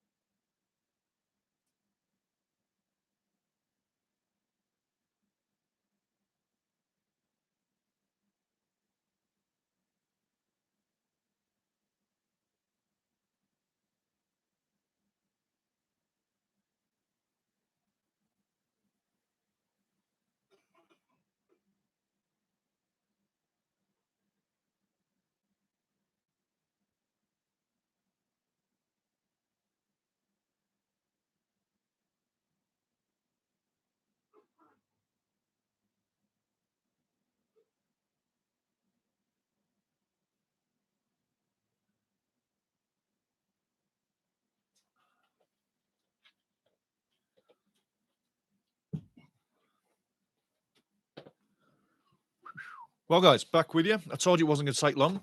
It normally never does. Whew. Wow. Do you believe I just ran up 4 flights of stairs and back down again? No, I didn't. I didn't. I really didn't. But I'm going back to the last couple of chats comments because I want to go over those again. And I'm going to start with Untold FL. Changes at halftime. I said, what are we going to do? Changes at halftime. What are we doing? Because we've got to bring change. I've never been a fan of Kyle. I respect him, but I'm not a fan of Kyle. He just isn't my flavor. If he's yours, I get it, and I totally get it, and no disrespect, but he's just not mine. He just doesn't do my game. So with halftime, we're looking for changes. Untold FL, Estacio, David, and Seeger should do the job. I agree. That should do the job. That really should. Rich at halftime. Jesse needs to ask to a man, was the plan to be comfortable? I love that. I'm going to say that again. Rich, halftime. Jesse needs to ask to a man, was the plan to be comfortable? If not, then man up. Someone needs to step up, earn your spot, and not the time to be complacent. I mean, I'm going to say this. Tonight, guys, you have put stuff in the chat that makes people stand up and listen. I am reading genius, football fans, and I'm not putting smoke up your ass. I'm being bloody honest. We got some amazing brains in this chat, which shows what is all around the world watching this game. But it also exemplifies what Canadians are thinking about their team too. So go with that. But Rich, that was brilliant. Then Rich also says, beautiful, you need a marshal. Rich talking about when I was saying you need someone on the field growling and get people going because there's too many people walking. When you're walking, your team's doing nothing. Everybody's legs have got to be pumping. You all got to be moving up and down the field together like a little load of bees. You got to be buzzing all the time. And if you're not buzzing, get off. If you're not buzzing on my team, I will bring you off. I'll bring you off now.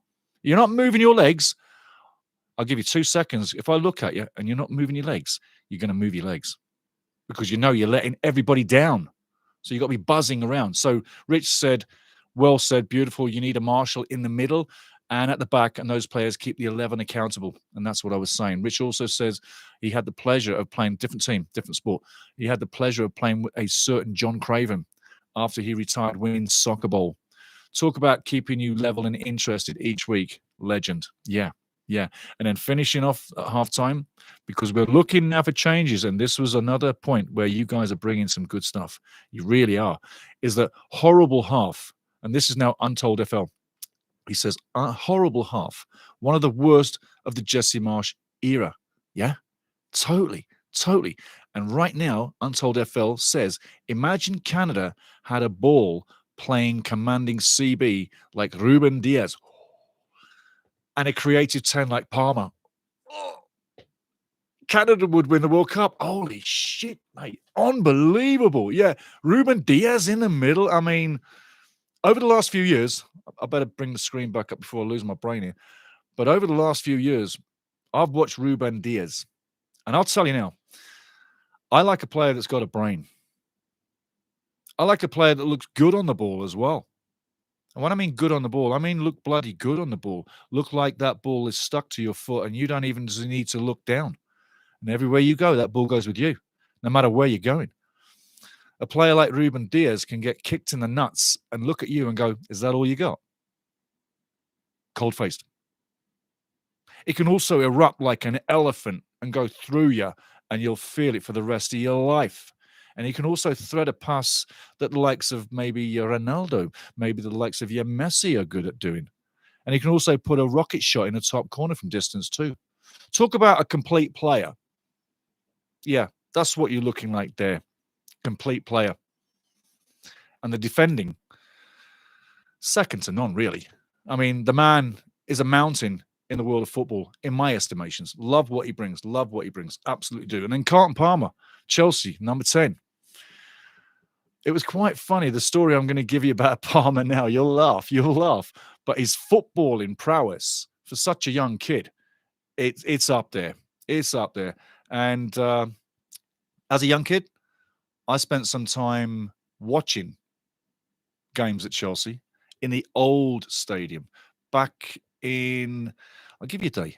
It was late 1979-ish, early 80s, up until about 85.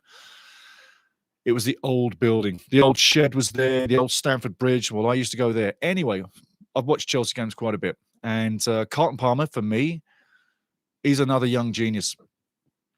If you look at the English players per se, there's a lot of the young English players that got a real lot of ability.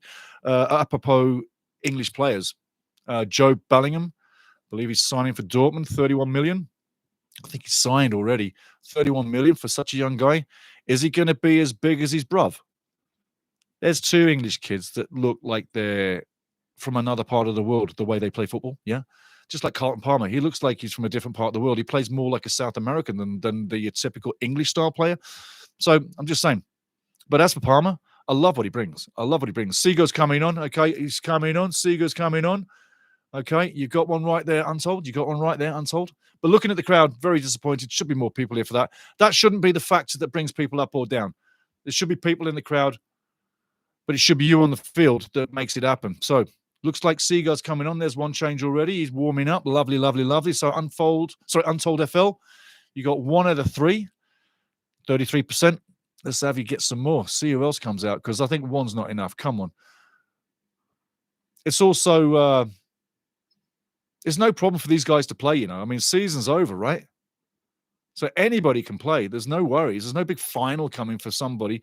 I mean, you can say like, oh, yeah, well, we're going to keep them sort of nice for the Gold Cup. Okay, I get it. But come on. Give the fans something. We need to change that forward line. Otherwise, it's going to be a bit of a boring 0-0. Or it's going to be a punch-up and a 1-0 for Cote d'Ivoire. That's the danger. So, Jesse, come on, son. Get some entertainment out there. But again, Ruben Diaz, yeah, that's what, if Canada had that, and Carlton Palmer up front, yeah, I'm going to read that completely again so everybody gets it. So if you're just tuning in or tuning out, whichever, welcome in. And remember, like, subscribe, join the channel. We've got to get over 40. I want to get over 40. I'll tell you what that 40 is when we finish. But Untold FL says, imagine Canada had a ball-playing, commanding centre-back like Ruben Diaz and a creative 10 like Palmer from Chelsea. Canada wins the World Cup. You know, it's not outrageous to say that could happen. It's not outrageous to say that could happen at all. When you consider the strong points of Canada's national team and the big players that we do have, I think it's well within reason to say that. Really. Voodoo Pork Chop, he's laughing out loud. He's laughing out loud. I know why. But you got to say, Canada's moving forward. The team's building all the time. It has been. You can see it. But I think the fans need some entertainment. You got all those guys on the bench. I'd say if he doesn't just do something by 60, then you got players there that are thinking like, come on, I'm dressed. All I want to do is kick a little ball around. I mean, otherwise I'm going back home, playing one game, sitting one game, getting ready for the big one. I get it. You want me to be ready for the next one. But if you're bringing Seager on, you can bring other guys on too. Yeah, it's only 45 minutes, yeah? But as a coach, look for the 60 minutes for him to change again. But I would like to see more people. I want to see more people. Anywho, that's what we got. Untold FL, I think Jesse wants to see and test a couple of the guys during the Gold Cup. It will be the real test, and the big players will get continuous run of games. Yep, no, that's for sure. That's for sure. Maybe I'm being a little selfish. Maybe I'm being a little bit tough. But I think when you've got your team flowing and you've got the confidence and that unity and that cohesion, you don't want to stop that with one of these games going into a competition. You want to go into the competition with that nice cohesive work rate, skill sets, knowing where everybody is, the creativity, the frontline work in the midfield doing it, defensively being structured beautifully, your number one in goal playing his game like Crepeau did last game, yeah? I don't want to swap that for this. 90 minutes of this, it does you no good. It does you no good in the long run. Yes, you can say guys are going to get experience out of this game and they'll be better for it. But other than that, what would be the positive? You're just basically burning time, keeping you guys with longer legs, better legs for the Gold Cup kickoff. Well, just go to that group and look who we're playing. If we can't take on that group and win them games, we shouldn't be there. So I'm saying, that's my take. I might be a little hard, maybe a little bit old-fashioned minded with it, but I know the modern game, just like you guys. But I think that there was reason there to put more than Mr. Seeger on. But Seeger's on, and let's see what happens. Ball through the middle, tic-tac-toe again. Nice layoff going over the top. He won't get there. Keeper's coming through. Badrielli picks it up nicely. Rich USA getting thumped. That in itself too is look, get stuck in and do not let that mentality creep. It's a game of mental attrition. Yeah, it is. Absolutely. Absolutely. It's totally a game of mental attrition. Got to keep your strength of what you got. Absolutely. Sean Boy, how you doing? Big up to you. Where's Alistair Johnson? He's not playing, mate. We'll get to that in a second. Hold on. Oh, referee's not happy. Referee's... Oh, and he's bringing out the yellow straight away. Woo! Cornelius has got a yellow card. Holding. He is holding, and he's holding for quite a bit. Oh, but what about the retaliation? Keep watching, keep watching, keep watching. You could have had 2 yellow cards there, retaliation, but hey, you know what I mean? The referee saw it one way. Bless his heart. Cornelius is in the book. Offside. Offside. That's got to be offside, and it is. It is. It is. Pepe might be the man to be dangerous tonight. You know, when he's on the ball, things either go perfect or they don't go at all. Yeah, he's just offside. But he's certainly got the ability to make something happen. When you talk about quality on the team, he's certainly got that quality.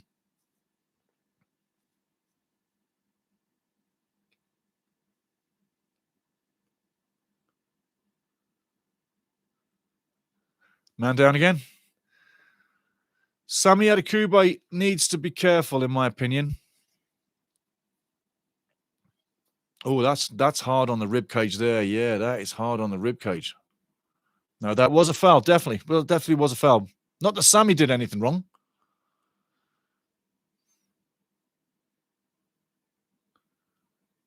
Nice interception. I'll tell you what, Canada under pressure there. Lovely interception. Cleared out of the back. Could have been dangerous. Conan brings it back, taps it down. Adekugbe down the line. And it goes out for throw.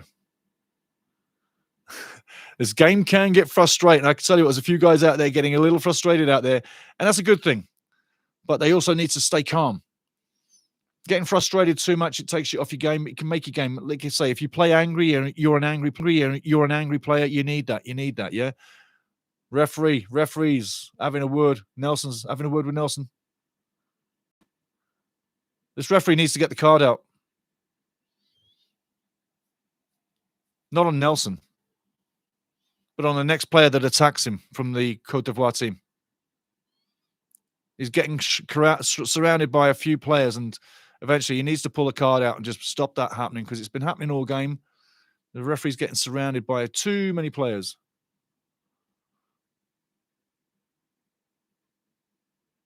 Have a look at that. I tell you what, something's happening here. Referee, I told you need to get your card out. Referee's going to have to really be careful with the game now. This is where it could get out of control. And that was tripped by Kyle Larin.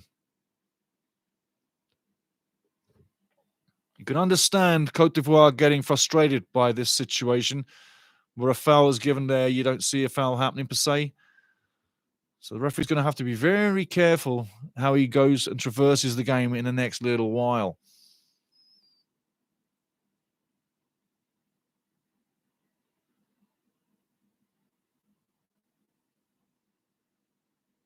Foodie Pork Chop. Canada needs to bring in number 7 to control the pace and have a quicker transition from defense to offense. Absolutely. Stevie Eustachio needs to come in bombing. Untold FL. Just one moment. Ball coming in. Kube now. Oh, it's terrible ball. On the edge of the box now. Doesn't get the shots off. Canada keep possession. No, they don't. It's coughed up one more time. Scrappy as hell up there. Now Canada has the offense going through. Can he hold it? Can he hold it? Shoots. Blocked. Nothing doing. Great tackle on the edge of the box. It's frantic on the edge of the box right now. Nelson with the ball. He's going to tap it off. He should have tapped it off. He didn't tap it off. In comes a shot. Blocked. kept alive. Canada keeping it alive, but Cote d'Ivoire looking to go forward now. Down the left-hand side, moving into the right side. Dangerous now. Pepe with the ball in the middle. Blocked again. Pepe still has the ball. Looking to go ups inside. Cross far post. Too far.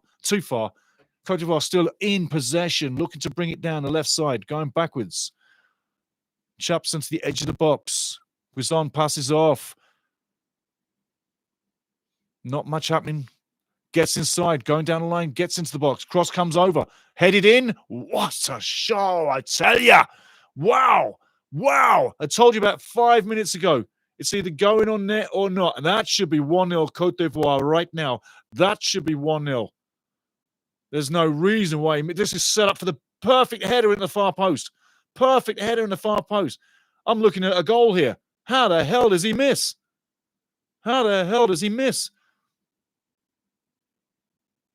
And that's what you get. Man, that should be 1-0. We are lucky, Canada. We're not a goal down, let me tell you. Untold FL. As a Chelsea fan, I understand the frustration of the USA fans of Pochettino. Yep. Oh, yeah. No, big time, mate. Absolutely. Blues fans would know exactly what you're talking about. Yes, I do. Kona now, down the line, left side. Beautiful, down to Nelson. Nelson looking to go one-on-one. Goes inside. Passes off. Beautiful ball. Edge of the box now. Looking to do some damage. Cross comes in. Great goalkeeping. Badru was in the right place at the right time. Unfortunately for the Reds, Les Rouges, the Reds, we are still 0-0. 52 minutes gone in the Canadian Shield. But if it stays like this, as boring as this 1-1, or 0-0, should say, as boring as this 0-0 is, we would be Canadian Shield champions of 2025. Let's get a trophy. It's a winning mentality. You build it, you keep it, and go to the Gold Cup with a trophy that you just got. You go to the Gold Cup, and you're looking for another trophy to win. Winning mentality. Hey, winners breed winners. That's a crunching tackle by Nelson. He might have hurt himself there, but man, oh man, he's putting the boots in. That's a battle. That is a battle, I tell you what. That is a battle. He's coming through him. Clean as a whistle, but with everything. I tell you, the physical side of this game, it could boil over. It hasn't yet. Let's see what happens. Canada well in this one, but I tell you what, the danger signs are there, and Cote d'Ivoire should be a goal up. Right now. That amazing miss in front of net. Pepe will not remember that too well. Pepe on the ball now, cuts inside, cuts outside. He's in on goal. Oh, I tell you, great little tackle. And again, that's what Pepe does. He gets right in the spot. He either makes gold or he makes himself look like a fool. And I'm being honest, Arsenal fans, you know what I'm talking about. And if you played Arsenal, you team played against the Arsenal, yeah? Should have been shooting earlier on in, and that toe-poking effort of a shot. Brilliant performance. Left, right on Waterman. Cuts inside. Leaves him for dead. Shoot now. No, takes too long.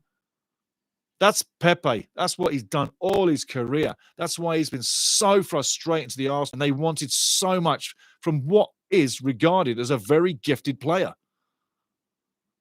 When he does it, it's magic. But it's all too that he doesn't. Cote d'Ivoire on the edge of the box, making things happen, looking for more. Keeping possession. Canada battling with everything. Great defensive tackling again. I tell you, Ricky Larea running his butt right off, fighting with everything for Canada, not giving an inch, not giving any quarter. Excellent again, Ricky Larea. Sometimes I don't see Ricky enough. Chippy Ricky needs to be on there more. I love Chippy Ricky. Have fire in your belly. Keep that player next to you worried about the crunching tackle. Shot coming in. No way. Another block by Canada. Ricky Larea wins the ball. Well done, Chippy Ricky. Canada keeping possession. Lovely little play. Akube in midfield. Not a great ball, but leaves him for dead. Ivory Coast back in possession. The game's more livelier, that's for sure, but it could do with a goal. One goal in this would really liven this up. It's the goal that we need. Cote d'Ivoire coming in through the box. Ball to the far post. Another big header. Cleared. Akube clears it one more time. Cote d'Ivoire get possession back. Halfway in Canada's half. Right side of the field. Looking for the ball down the line. Backing up. Taps off. Give and go. Down the line. Lovely play. Cross coming in. Blocked again. Well done, Sami Akube. Again, great Canadian defense. Cote d'Ivoire now, team looking like they're in the ascendancy. Lots of passing, looking good in possession. Had 59% possession in the first half. That looks like it won't change at all. Again, Cote d'Ivoire playing with a lot more confidence now. Slowing the game down, looking like the big team.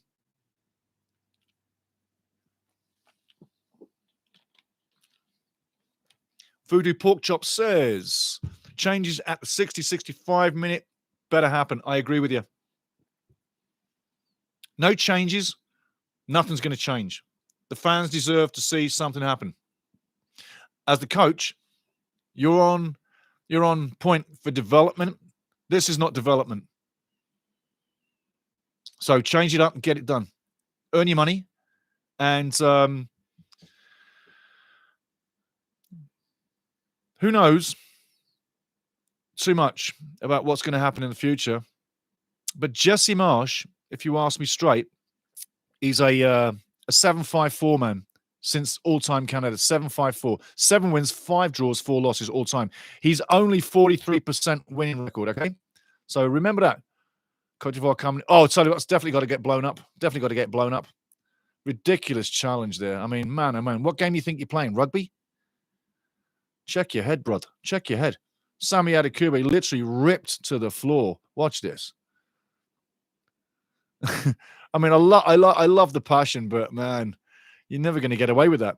But changes at the 60-65 minute better happen. That was Voodoo Pork Chop. Absolutely. If it doesn't happen, more of this. Free kick coming up to Canada. No, ball stays live.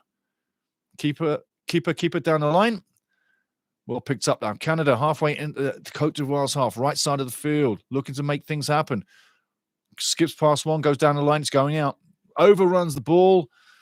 And you could say, Jefferson, that's your night all night. That's your night all night. Not there, not there, not there. You could say he's the nearly there guy, per se, kind of syndrome. But Jefferson has the opportunity to pass the ball off to Nelson. Nelson could have run on and tapped it past the keeper. That was the ball. Why Jefferson doesn't pass it off, I don't know. However, keep going, keep going. Jesse Marsh says, keep going, keep going. Goal kick coming up. Cote d'Ivoire. Badra passes it off. Left-hand side, just in front of their own box now. They're just literally walking with the ball, looking for things to happen. No one's moving. They're looking to suck Canada forward so they can play a quick long ball. Goes back to Badra in the defense in front of his own goal. He's on the edge of his own 6-yard, as you can see, and nothing's happening. Nothing's happening. Nothing's happening. People are taking a little break here. No time for breaks. 60 minutes coming up. Pork chop, Voodoo Pork Chop brings out a great point. I'm going to tell you in a second. Cote d'Ivoire going forward, and it's going to be a free kick and possible yellow card against Kone. There you go. There's your yellow card for Kone. Yeah, you knew it was coming. You knew it was coming. You knew it was coming. Good free kick, though. Sometimes when you take a yellow card, there's a time to take one and there's a time not to. That's the time you can take it. He's never going to get up to the guy. And, hey, you know what? Take that free kick. Take that free kick. What makes me laugh my arse off is the referee running 30 yards to get that free kick in his face, the yellow card.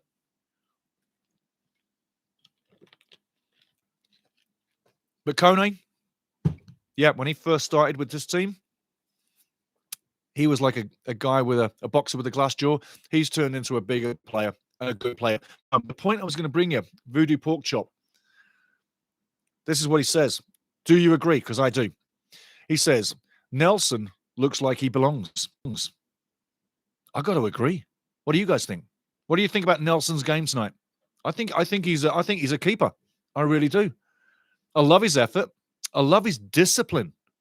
Like he's been kicked and bollocked a few times on the sideline there, and he's held it together.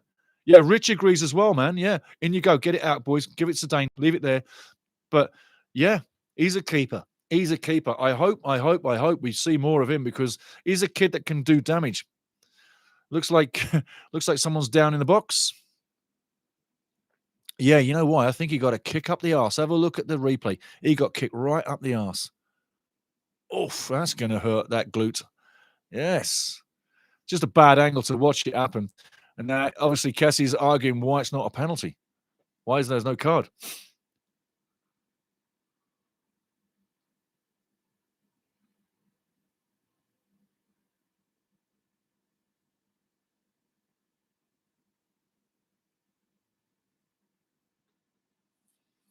Been a difficult game for this referee to take. It's been a very difficult game. Yeah, it's been a difficult game. He's had his hands full, but he's done well. He's done well. The referee, to me, has done well. But it's been a chippy game. It's been a chippy game. I mean, you can see it on TV. It's a chippy game. People are not happy. Okay, we've got a couple more substitutions coming on. I wonder who's going to be coming. There we go. Can't see the number because we've got a big sign over. Okay, there you go. Osorio has been like not even on the field tonight, as far as I'm concerned, in many ways. He hasn't really done too much. Adekube's coming out as well, by the looks of things. Kyle. Is Kyle off? Can't really see too much. Akinyeli's on. So Kyle for Akinyeli. And there you go. 2 quick changes. You got to feel sometimes, though, for Cote d'Ivoire with some of the... You got to feel sometimes, though, for Cote d'Ivoire with some of the decisions because they feel they haven't been given the rub of the green. And it's just unfortunate how some of the challenges actually played out. It's just been one of their days. But you make your own fortune and you make your own luck and you make your own happiness. And if you don't score and you don't stay in the game, well, then you've nothing from it. But if you keep fighting, keep working, you're going to get something. Look at this. It's getting chippy. It's getting chippy. If I was the referee, I'll be making sure that calms down right now. Tough time for the referee. Tough time for the referee. Now, we've still got half an hour to go. I mean, this can really erupt. I mean, 30 minutes, 0-0, is like it is. I'll tell you what, he's having a tough time. He's having a tough time. Referee's doing well not to pull out more cards, but I tell you. But he should have been booked for kicking the ball because he kicks the ball at the bench.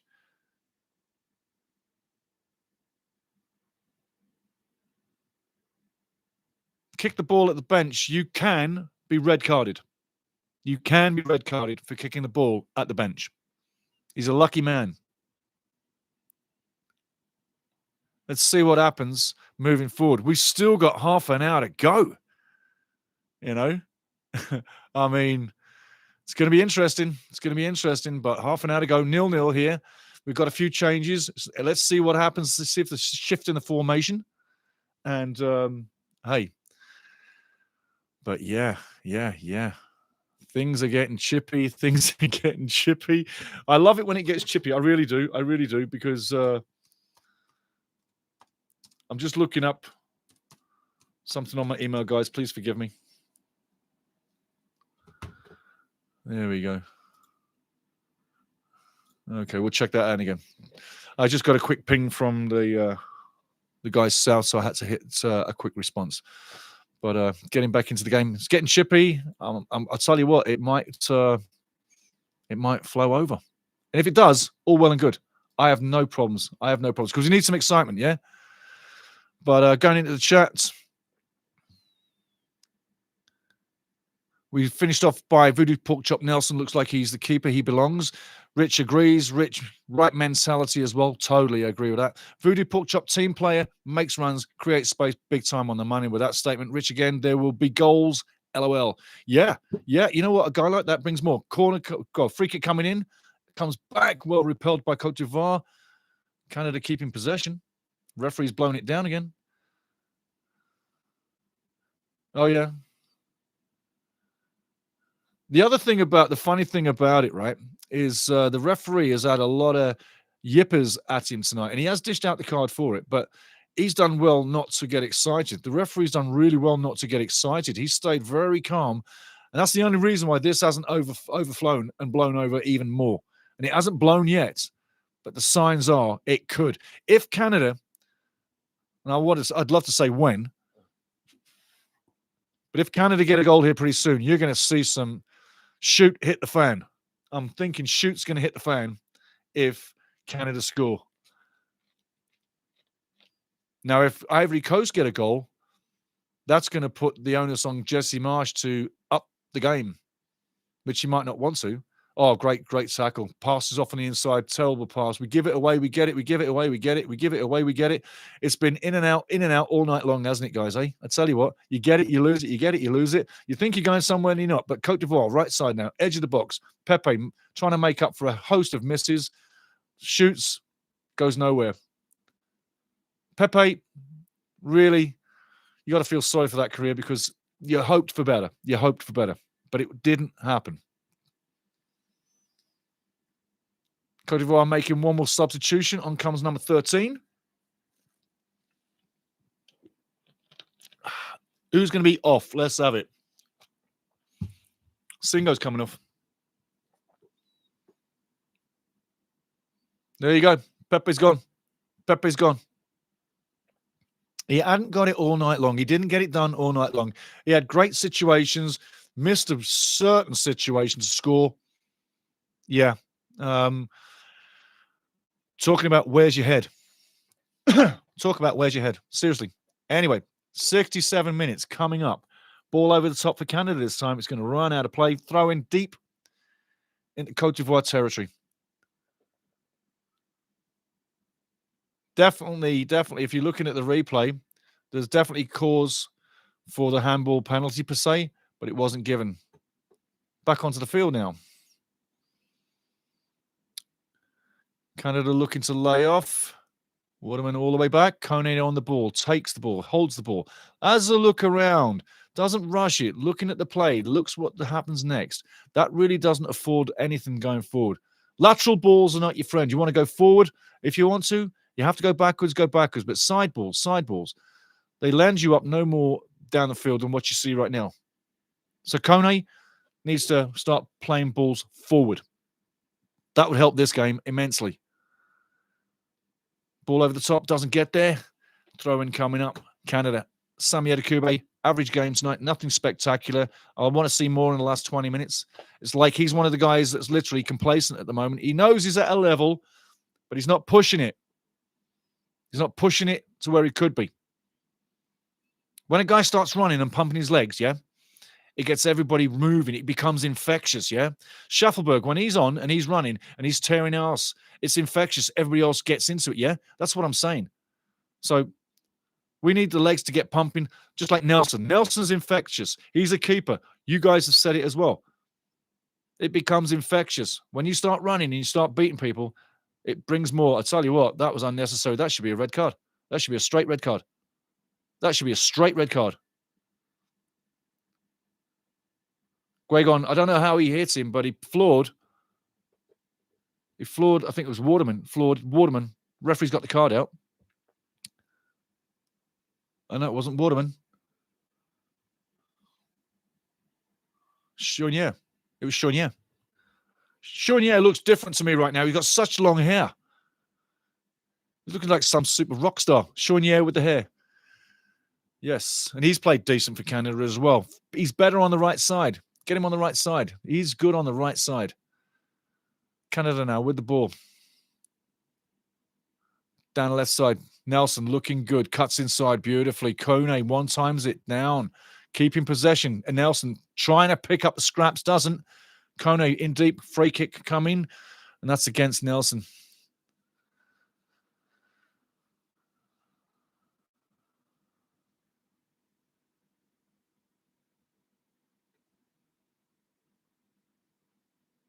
We really haven't troubled him, have we, guys? We really haven't troubled him so far. But if we do, and we get one good chance, that'll open up this game. Then you'll see some battling. Then you'll see Cote d'Ivoire go mad. But if they get the goal, we'll have to chase it. But right now, it looks like that doomed 0-0 is the danger, but the possible 1-0 as something to think about. Kone taken down. That should be a straight card. Absolutely.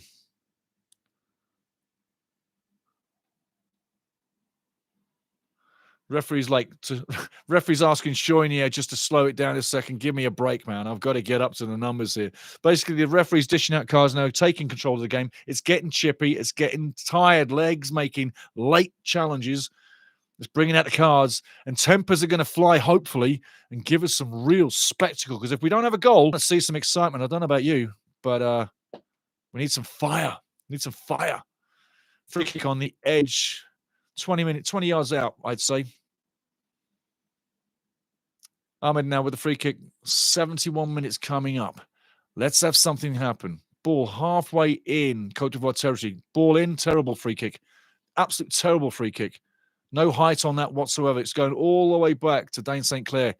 He's going to probably pass it off to Adekube one more time. He does. Adekube got the ball looking around. Stop walking, Sam. It's not a training ground. Come on, let's get going. Get in your positions, fellas. Where are we? It's an international game, guys. Come on, let's have it. Let's get working. Canada now coming out with the ball deep into Cote d'Ivoire territory, going down the wing. Free kick called. Didn't even know there was one. Singo has been floored. And, yeah, Jefferson's getting the card.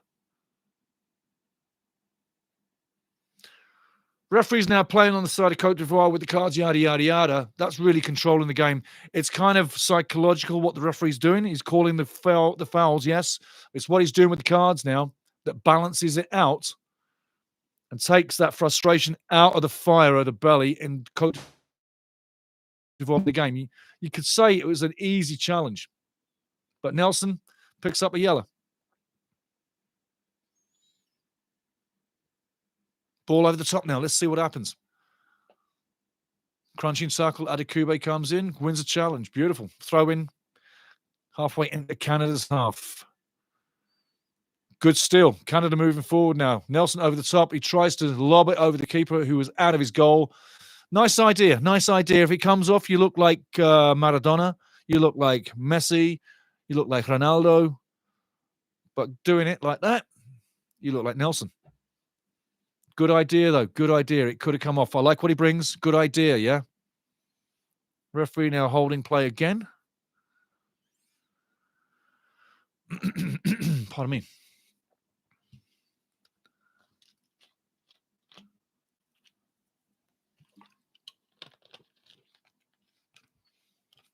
Untold FL shows how Tejon and Jacob Schaffelberg is by far our best wing pair. Yep. Oh, yeah. They would have had a great time tonight. Schaffelberg would have loved this game. But, yeah, you're keeping him fit for the Gold Cup and the rest of the time. Yes, absolutely. But, again, I say keep guys playing. You're only messing with the chemistry and the mojo when you keep switching and changing the team. So I'd have kept them going.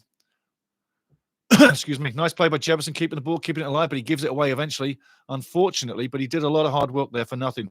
Adekube on the ball, looking to pass it back. Keeps possession, takes a look. That's what you do.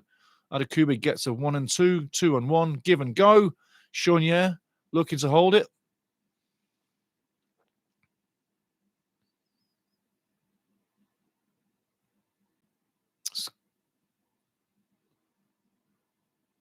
Seager now moving forward with the ball. And that's what you want your backs to do. You need your backs to start getting the legs pumping. There's too many people walking for this to be good for your health, for your mental health.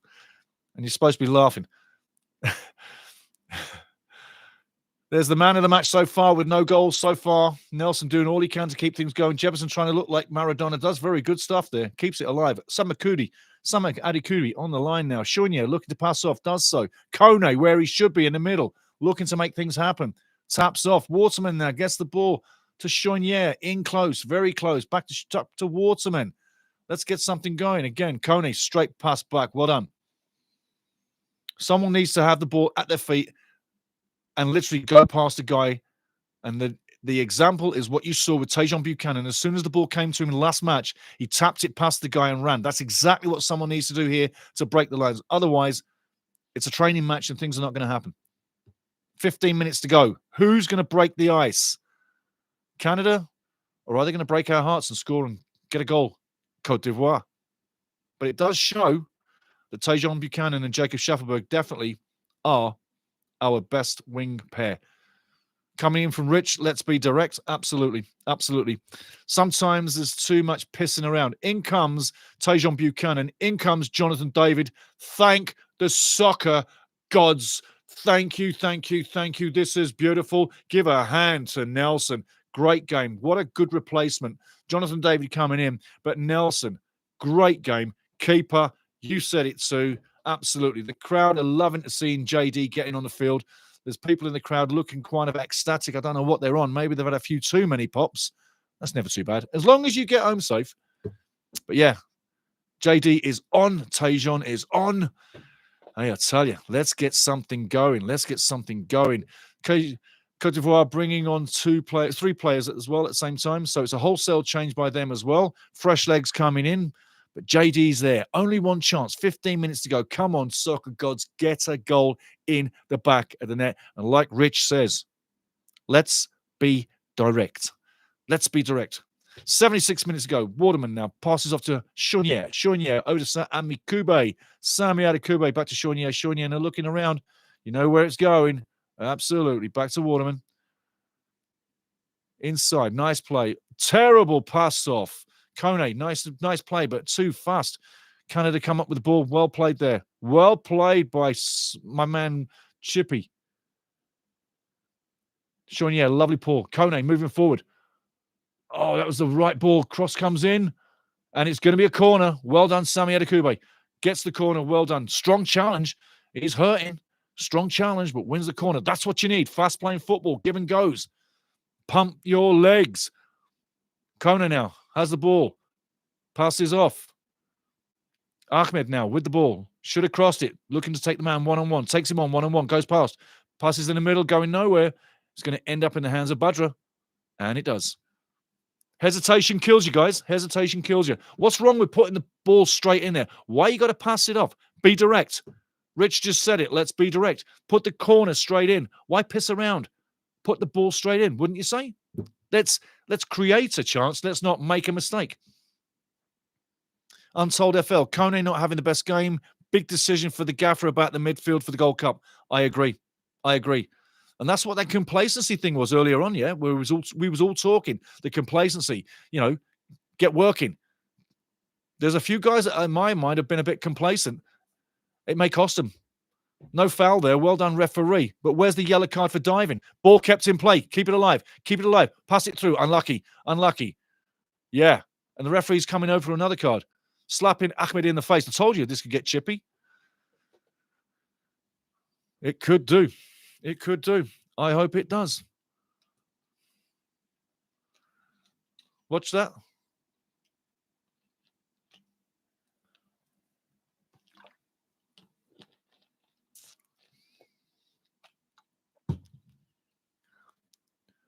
Jesse Marsh is getting a little excited. Ahmed's walking over.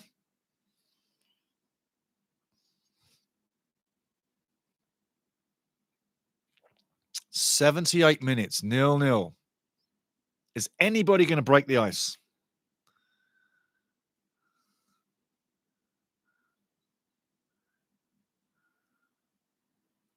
It's poised. It really is poised.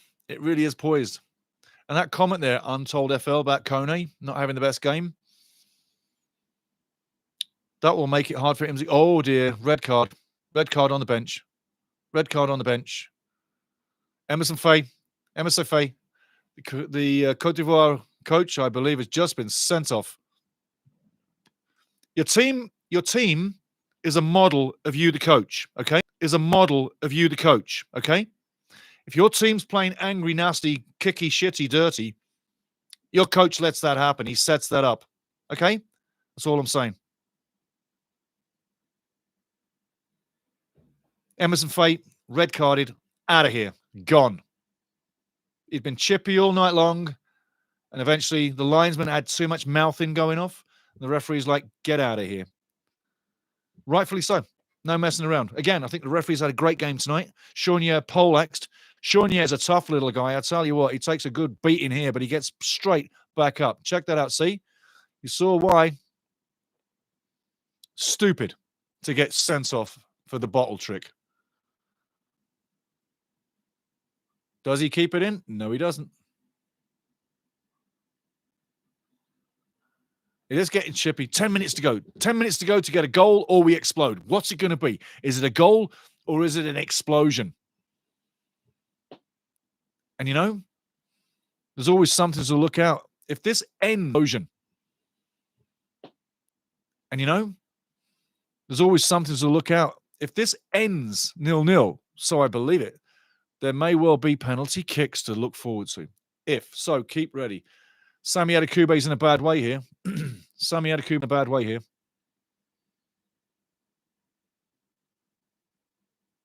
He's in a bad way. But as long as he's whamming that finger, I know I've played with a lot of black players, mate. They're tough bastards. But when you're wanging that finger out, that means you're in some crucial pain. Doesn't mean he's broke his leg, but you just missed it. You just missed it. Let's have another look. That's not going to show you. But it was on the back of his leg. Just got raked. You can see it hurts. You can see it hurts. So there's going to be some more added time to this battle of nastiness. No, it wasn't. It wasn't MSA. You're right, Para. The bottle was behind him. Yeah, the bottle was thrown behind him.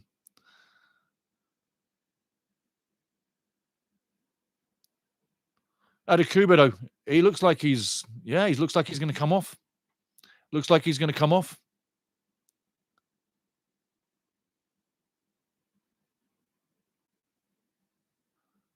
Now, this is a good move. I love this guy. DeForgialis, I love him. I think he's a great little addition. He's got a lot of skill, good pace, feisty.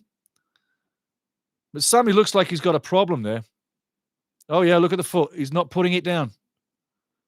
He's not putting that foot down. That could be one of two things.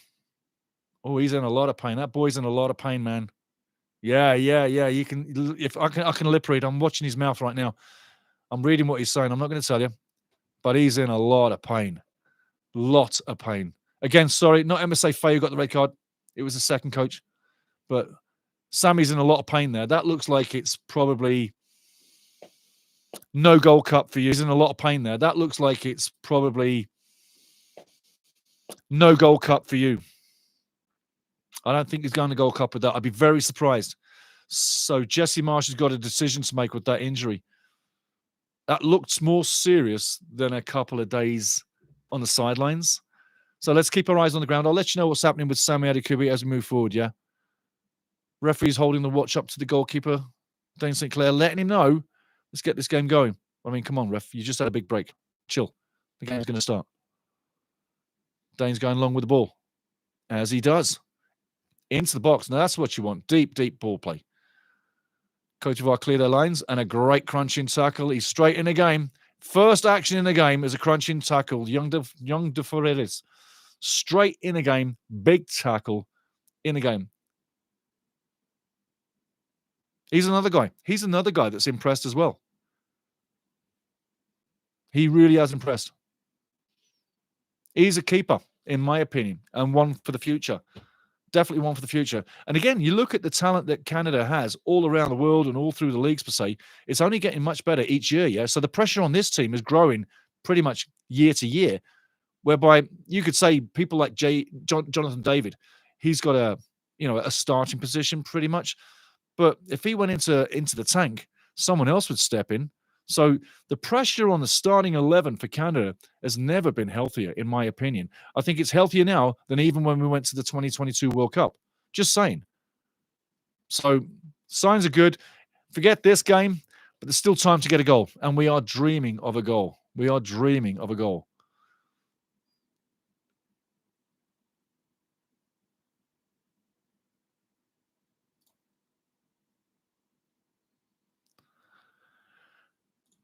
Lose a screen, grab a screen. Okay, here we go. On the edge of the box now. They're looking to get dangerous. We just had a blackout there. We're straight back on. Cote d'Ivoire going down the left. Free kick coming up. I can understand why he's frustrated there. And they're chipping at each other. Tejan's having an argument. But I can understand why he's frustrated there. And they're chipping at each other. Tejan's having an argument. But they sorted it out. They didn't need the referee. It was just a misunderstanding. They're passionate young players. And honestly, you could have given a free kick to Cote d'Ivoire on that one, to be honest. Just been nice. Minutes to go. 5 minutes plus added time, or we get a shootout. Bad place to give away the ball, but win a free kick. That's a good time to get fouled. Boga didn't really do too much there. Didn't do too much wrong, but it is what it is. See, he didn't really do too much wrong. But, hey, fair play. Referee gives the foul. Canada had the free kick. Ball now in Cote d'Ivoire territory on the edge of the box. Defensively, they've done very well all night long, Cote d'Ivoire. And a free kick coming up. And another push and pull and a push and pull. And someone's getting the handbags out. Ahmed, put the handbag down. Leave the handbag at home. The referee's having a word now. The referee's having a word. Jesse Marsh is having a word. Everybody's having a word. Late in the game. It still hasn't boiled over, but it could have done, hey? It could have done. It so could have done. Canada always struggle against physical teams, especially without Bombito. We are lucky they just aren't clinical. Yes. Yes. He is, Moise Bombito is one of the players I do appreciate in defense for Team Canada. Really do. I love watching him. He's strong as an ox, intelligent, great passer. He's a general. He's a general. And when you have that ability and you're that level of a defender, central defender, CB, and you're that good on the ball, and you look so good on the ball, and you're so smart and intelligent with everything you do, yeah, we miss that. And that's one thing that you've got in the squad, per se, in general, is big players all around the world, like I said earlier. But, yeah, Moise Bombito, brilliant player. Love him, love him, love him, love him. And physical teams, yes. Years, decades against CONCACAF teams where they pushed us and spat us and done everything to us. Yeah, they were physical and we didn't react and we didn't have an answer. Well, we kind of we do on the floor with big players, but unless we get stuck in, we don't. Shot on the edge of the box, going way, way over the bar. Can't blame Buchanan for having a shot there, but the finishing was not exactly what he needed. But yeah, we have struggled against physical teams. There's no doubt about it. And that's something that Jesse may well know. He may well not know. I'd hope he would realize that. Nice play down the wing, but well intercepted again. Team Canada making great defensive blocks all through the match. In fact, the last two games, you've seen great defense from Team Canada. Big time.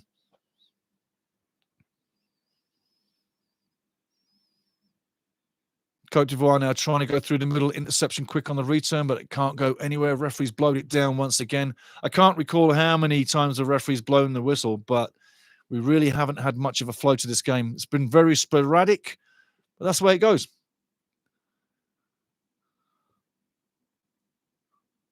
Ivory Coast have turned it on once in a while, but it hasn't been enough to have a commanding performance. Nice interception there.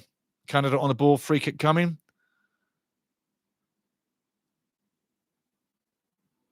Yep, yellow card coming out. Singo's in the book. And Kinsey is just a little bit unhappy about that. But yeah, when you make 20,000 fouls, eventually one of them is going to get you a card. And he's not even close to the ball. So there you go. Fair, fair, fair. Rich takes the positives, but asks them why so comfortable is so acceptable. Yeah. Yes. Nice one. Nice one. Yes. Nice one. That's beautiful. That is gorgeous. That is gorgeous. Take the positives, but ask them why so comfortable is so acceptable. That really is the catchphrase that you could use in the locker room going in. That really is. That really is. Yes. And as you've said as well, if they were clinical, we'd be in trouble. Andy Billian, Andrij Billian, nice to see you, my friend. Canada is just surviving. In this game, absolutely. And it's so unnecessary. I mean, take the highs of the last game, 4-2 over Ukraine. Should have been 4-0. This is a real downer. Going into a competition, this is not how I build my team going into competition. I put my big team out. I go in, fired up. In the first 3 games in the Gold Cup, you're not playing the world beaters of the world. You got 3 games there where you're going to get results. Think ahead. This game should have been the big team start with the squad top players on the bench coming in. 6 minutes added time coming up. Pray to the soccer gods like we did for those substitutions that Canada get a goal. Are they going to answer us? Are they going to answer us? Let's hope they do. Andre Bueller, beautiful. I love it. I love it, Andre. This is pain for the eyes. It bloody is painful, isn't it, eh? Talk about watching a nasty, horrible game of football. This is horrible. It's pain for the eyes, as you say. If they had have exploded and had a bit of a fracas and maybe 1 or 2 red cards were thrown and the game was opened up and they started to play, it could have turned into a nice night of football. But instead, it's turned to a horrible battle of attrition. And yeah, there's another cliche for the game from Andre Bielan. Pain for the eyes, and people pay for Voodoo Pork Chop says people pay to see this. Loving it, mate. Loving it. Yeah. People pay to see this as well. That's awesome, guys. That's awesome. You guys make it. You make it. Literally, your chats make it happen. If you're sarcastic and happy and funny, that's what makes the world go around. Yeah, and there's not enough fun in the world. Yeah, especially not tonight. We're not even close to a goal. But anyway, let's see what happens. 4 minutes coming up. We've got 91 minutes, 21 down. Let's hope someone can do something like score a goal. If not, we're going to one end of the ground at 90 minutes after added time. Tired legs now. Tired legs coming up to crunch time now. This is where someone makes a real good-ass mistake and someone can counter. The press can press, pick up the ball, tap it in the back of the net, and those people that paid for this can go home happy. There you go. There's a lot of sarcasm and comedy all in one. Now, Cote d'Ivoire still have the ball in their own half, looking to go sideways. And he does. He goes sideways. What a great layoff. Going long again onto the right side of the field. Intercepted one more time. Beautiful interception. Canada do that all night long. Intercepting plays. Going back to the keeper. Badra is on the ball right now in his own box. He's looked good all night. Keeper hasn't put a foot wrong. Has made a few clinical saves at the right time. He's kept Canada off the clock, yeah? So he's done well. He's had a good game. He seems like a really nice fella too. Going down the left side like a rocket.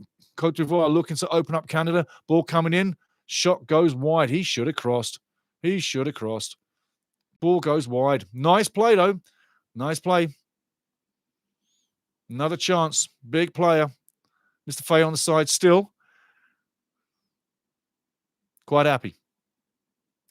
I'm sure he would love to snatch this. And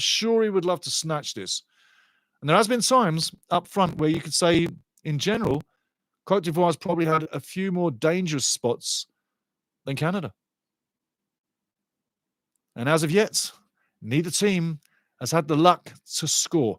Ball passed off 1-2. That was dangerous. Given up. Nice play at the back again. Canada keeping possession. Chaunier passes back. Going wide. Seagull wide now. Good play. Tejan Buchanan going down the wing on the right side. Goes past 1. Keeps the ball. He's going to get hacked. Goes past 2. He got hacked. I told you. And that's the nasty hack. If they can't stop you, they're going to hack you. You know that. But you see, 2 years ago, Tejan goes down like that one. He's down for 20 minutes and he's crying for 5 minutes afterwards. Now he gets up, he's frowning, he's pissed off, but he knows just got to get on with the game. That's how much Buchanan has grown once he went to Europe, yeah? Bruges and then Inter Milan. He's really grown as a man and he's grown as a player in the game too, yeah? Fantastic. Now, this is time to start to steal the game. Back in the chat, Rich says, Jesse needs to bribe a stick of lip gloss for the one who finishes. Just a tinkle of a bribe. That's funny, man. That is funny. Referee now telling the wall to get back. They don't want to move. He's saying, get back. Ball is live. That's never 10 yards. Not in a billion years is that 10 yards. That wall is never 10 yards back. Not in 1,000 years. Not in any galaxy is that 10 yards. Ball coming in now. Free kick comes across. Nice one. And round the post. I tell you what, Cornelius can't believe it's not a corner. He can't believe it's not a corner. He's speechless. Take a look at the replay. Ball comes in. It's not Cornelius who gets the ball. Stone cold, Stonewall penalty for a corner all the way. Now, Tejan intercepts sloppy play. What can he do? Gets past 1. That's a penalty. Not given. Ball live. Ivory Coast coming out of their own quarter.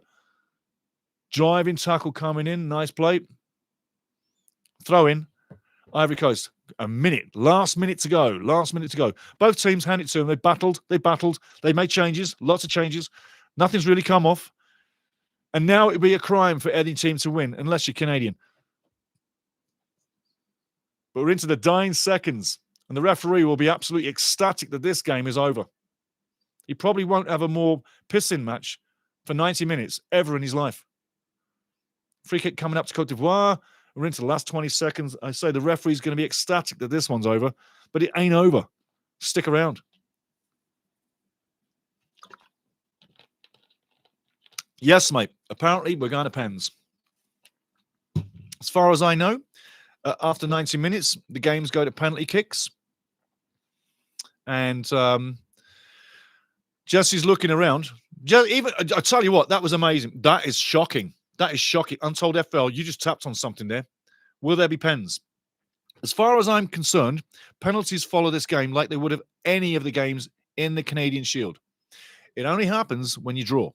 There's no added time. As you've seen, there's no extra time. So we're going straight to the penalty kicks. Jesse Marsh, you know I lip read, right? Jesse Marsh just turned to someone and said, "Are there penalties?" He goes, "Are there penalties?" I'm shocked. I'm shocked. I'm shocked that I could read his lips saying that. Of course there's penalties. There's a penalty shootout. There's points on the line. Furthermore to that, both teams have literally got a point, yeah? The penalty shootout win affords you 2 points, not 3. So if Cote d'Ivoire win, they'd finish on 2 points on the game. If Canada win, they'd finish on 2 points on the game, just so as you know. So, yes, penalties coming. We're going to see what's happening. But as we're getting there, keeping you entertained, this has been one of the chippiest matches I've seen Canada play in a little while. I think it's great for this team to go through a nasty, edgy game like this before a competition. And maybe with the team that we went through this boring-styled battle of attrition, maybe the team we started with was the right team to start this. Maybe Jesse did get this right in a way, but maybe the substitutions didn't come early enough. Like we all said, like we all agreed, halftime should be the time. Hey, halftime wasn't the time. We got one, Seeger, yeah? Seeger, and I tell you what, Untold FL, you told it coming. Other than that, the substitutions came late, but the game didn't change. The game didn't change, and that is down to Jesse. Now the point is going to penalty kicks. What I'm watching, and so honest, and I'm telling you straight, and you're seeing it too, it's whether you're watching the screen or listening online, but the game finishes 0-0, we're going to penalty kicks. Jesse Marsh is now picking his penalty shooters right now. Right now. Ask yourself one question. You know the format of the tournament. The format of the tournament is no extra time. You go to penalties from a draw. You see the referee with the players right now, flipping the coins, seeing who's going first. If you're preparing for a tournament, should you not prepare for penalties to be an eventuality? Should you not prepare penalties within training all the time? And should you not have your top 5 players ready to rock and roll game day? And the way I do that, the way many coaches do that in the game, is you have penalty shootouts every second training session to keep the card alive, to keep that fire, the 5 that you got in the top 5. Because as you know, any sports team, any sports player, man or woman, you like competition in your own group, yeah? You like to beat your buddy. Yeah, one up your best mate, yeah? Well, when you're doing penalty training in the squad for a big competition, that's what you're doing too. You're getting things prepped and ready. So when we come down to it now, Jesse Marsh just showed me something I'm very surprised to actually talk about, to tell you about. I say to you, he didn't have his players ready to go for penalties, and they probably haven't had that ever since he's been coach. Maybe he learned something tonight, but what I see, I'm going to talk about. Now, it comes down to the simple factor, and I'm going to have to put the notebook down for this. Notebook out the window. Right now, it's a real matter of who gets the ball in the back of the net without smashing their mic. Who puts the ball in the back of the net? Out the window. 2 heroes, the goalkeepers. Which one's going to be the hero? It looks like JD, Mr. Superman, is stepping up to take the first kick for Canada. And he's kicking in front of the Voyagers. And that's the end I stood at for the first time in 2007 at the very first Toronto FC match. And I've been to Toronto many times. I've been in that stadium many times. And I'm going again. Who knows? Who knows when? But it won't be that long, I can guarantee you that. But now, take a look at the man himself, Jonathan David. True professional. staying calm, thinking about the job at hand, focusing on getting one thing right, making the twine in the back of that net bulge, focusing on where he's going to go. He's focused on the goalkeeper's game all night long and probably knows it's not up high, it's down low where you're going to beat him. It's either top corner or bottom corner, but don't think this is going body height. I don't think he's going middle, he's going right. There you go, right side. Beautiful in the back of the net. And that is a professional, absolute professional. Jonathan David, probably one of the best strikers of the ball, finishing, you're likely to find. And look for JD to get picked up because all he does is score goals. He does nothing extraordinary. He plays a wonderful, simple game, keeps it on the ground, lays off simple passes, keeps the team in possession, doesn't mess up. And every time he scores, it looks very simple, apart from that last one he got against Ukraine, which was an absolute world-class finish. Okay. Côte d'Ivoire. Coming up now. And Dane St. Clair's not happy with the position of the ball. So not happy with the position of the ball. But the referee says play it. Here we go now. One-on-one, Dane St. Clair. Will he save the ball? Will he save the ball? It's in the back of the net. We're a one apiece. Lovely finish by Akbar. Beautiful back of the net.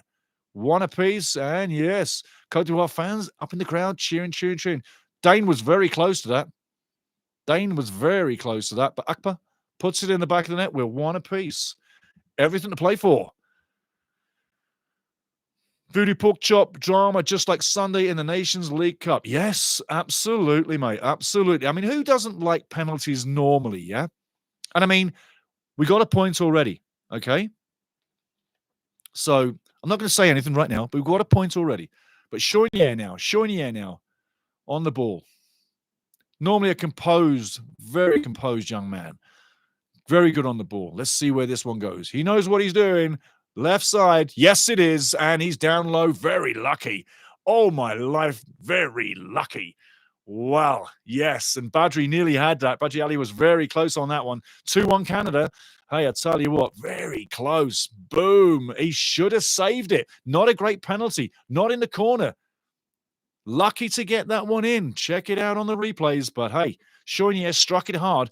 And the only reason why it goes in the back of the net is because he struck it so hard. Not the greatest penalty, but it goes in. 2-1. Pressure on Côte d'Ivoire. Second kick coming up. Who doesn't love penalties? Yeah. Here we go.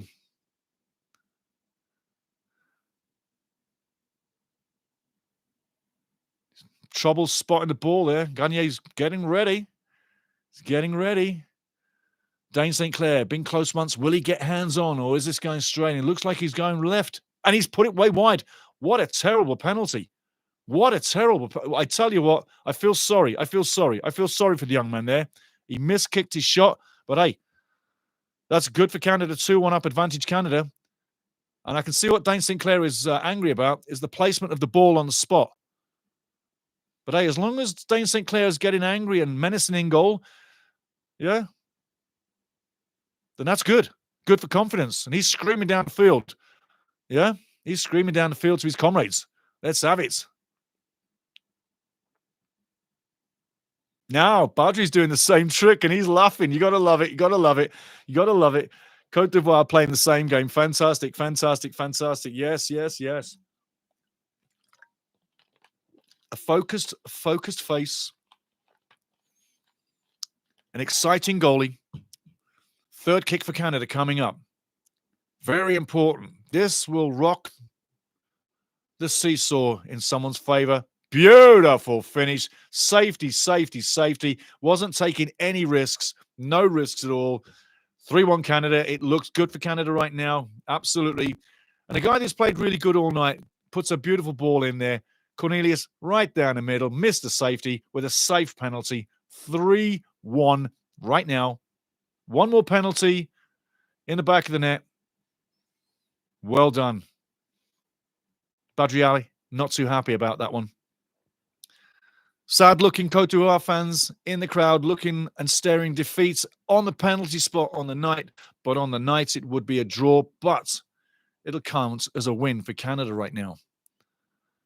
Coming in and beautiful finish. Yes, it's 3-2. Nice finish there.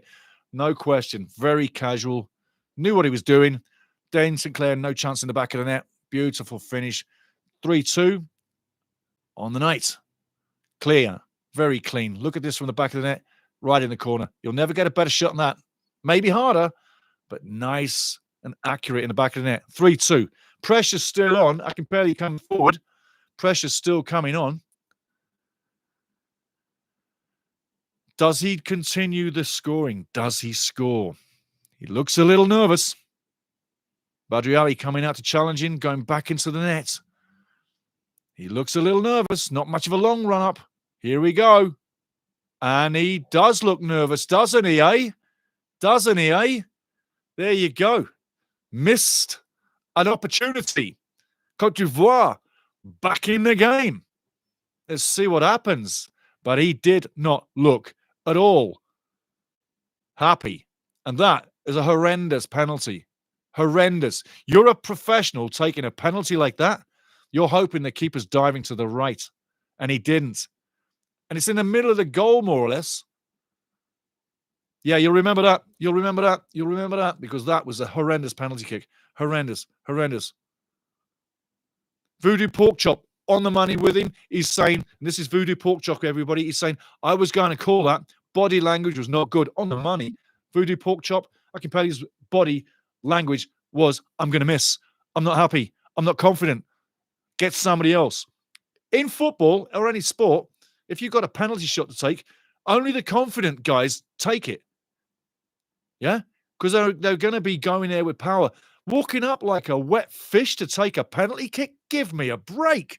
Rich says, if he's not ready to give it some... Rich says, if he's not ready to give it... Rich says, if he's not ready, give it to someone else. My God. Yeah, absolutely. Ball coming in, back of the net. And guess what? It's going down to the last kick of the game. 3 apiece after 4. I tell you, who's going to be the hero? Is it going to be a goalkeeper? Or is it going to be a player? Again, Dane St. Clair gets very close to it, but doesn't hit it. Yes, very close, but no coconut. Down to the wire, Kone. Now, here's a test for Kone. Young kid. He don't look too confident. He always looks worried, but he somehow seems to pull it off. Is he going to do it again? Let's watch body language on this guy going up to the spot. It's all about how you're feeling in the moment. Are you going to start crying because you're so scared because of the crowd and everything else? Or are you going to rise to the occasion? Kone right now is 50-50 to miss.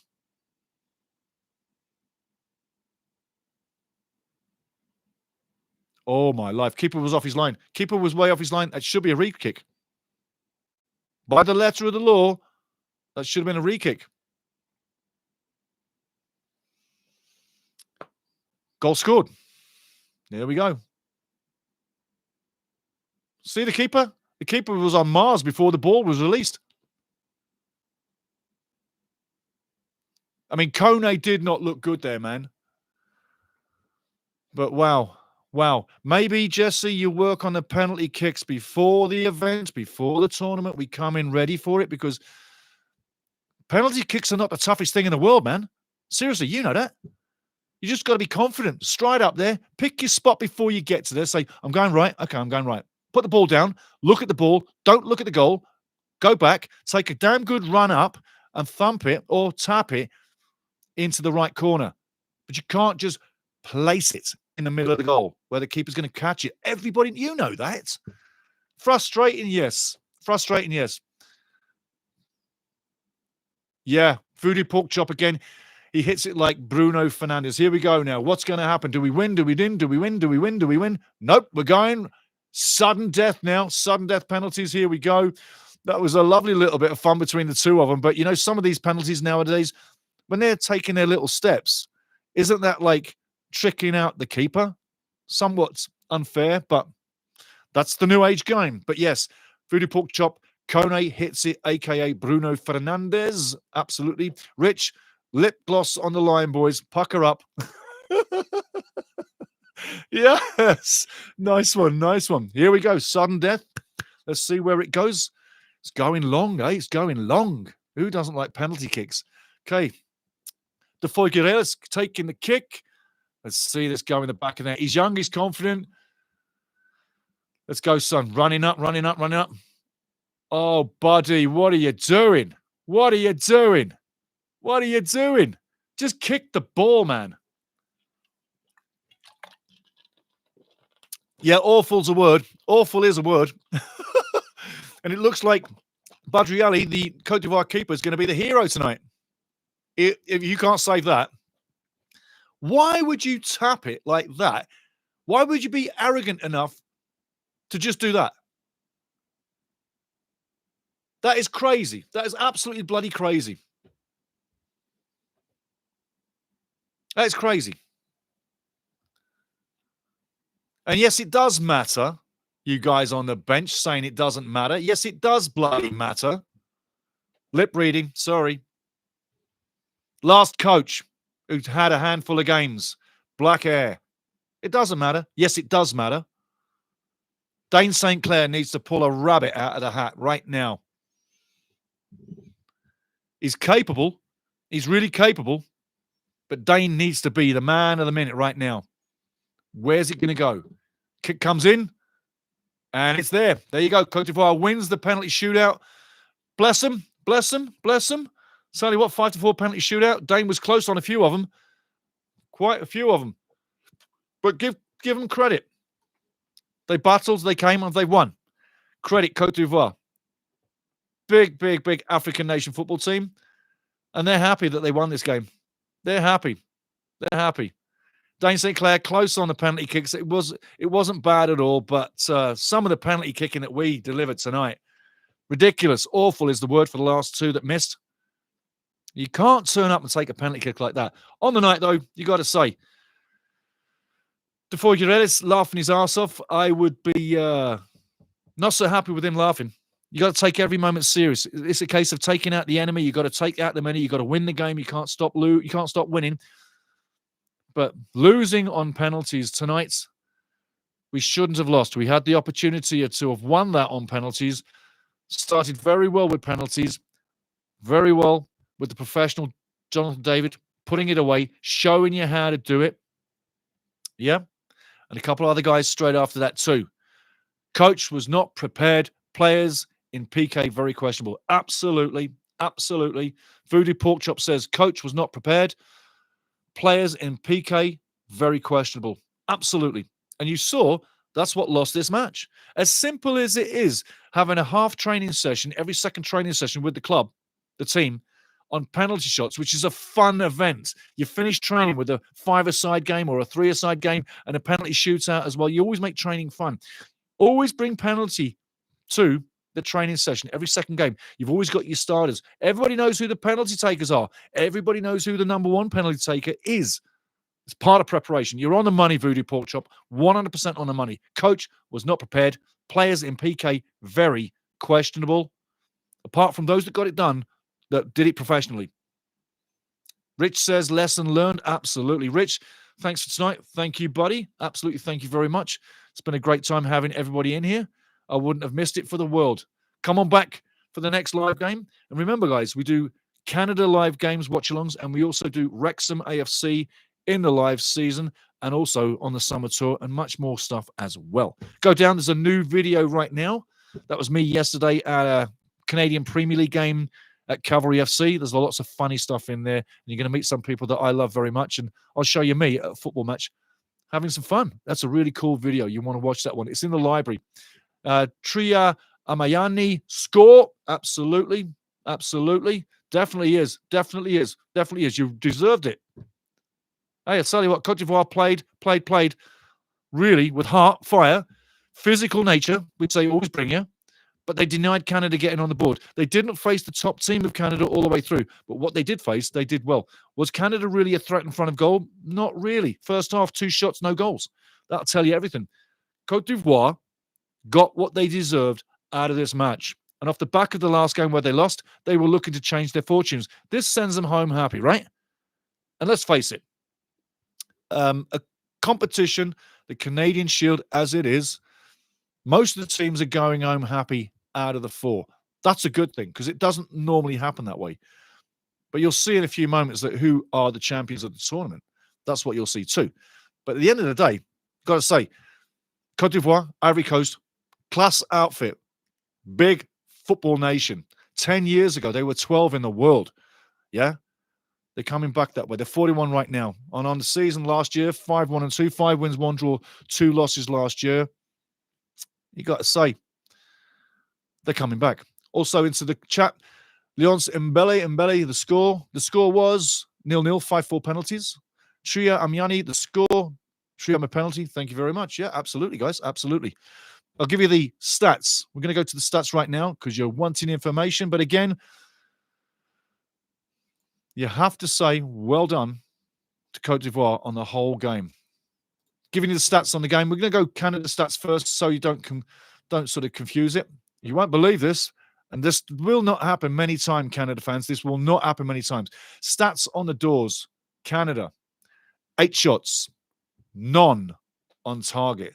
None on target. 44% possession on the game, 300 passes, 77% pass accuracy, 21 fouls, 5 yellow cards, 2 offsides, 3 corners, no goals scored on the night. Cote d'Ivoire, Ivory Coast, 9 shots, 1 on target, 56%, bossed the game on possession, 379 passes, 82% pass accuracy, 20 fouls, only 1 less than Canada.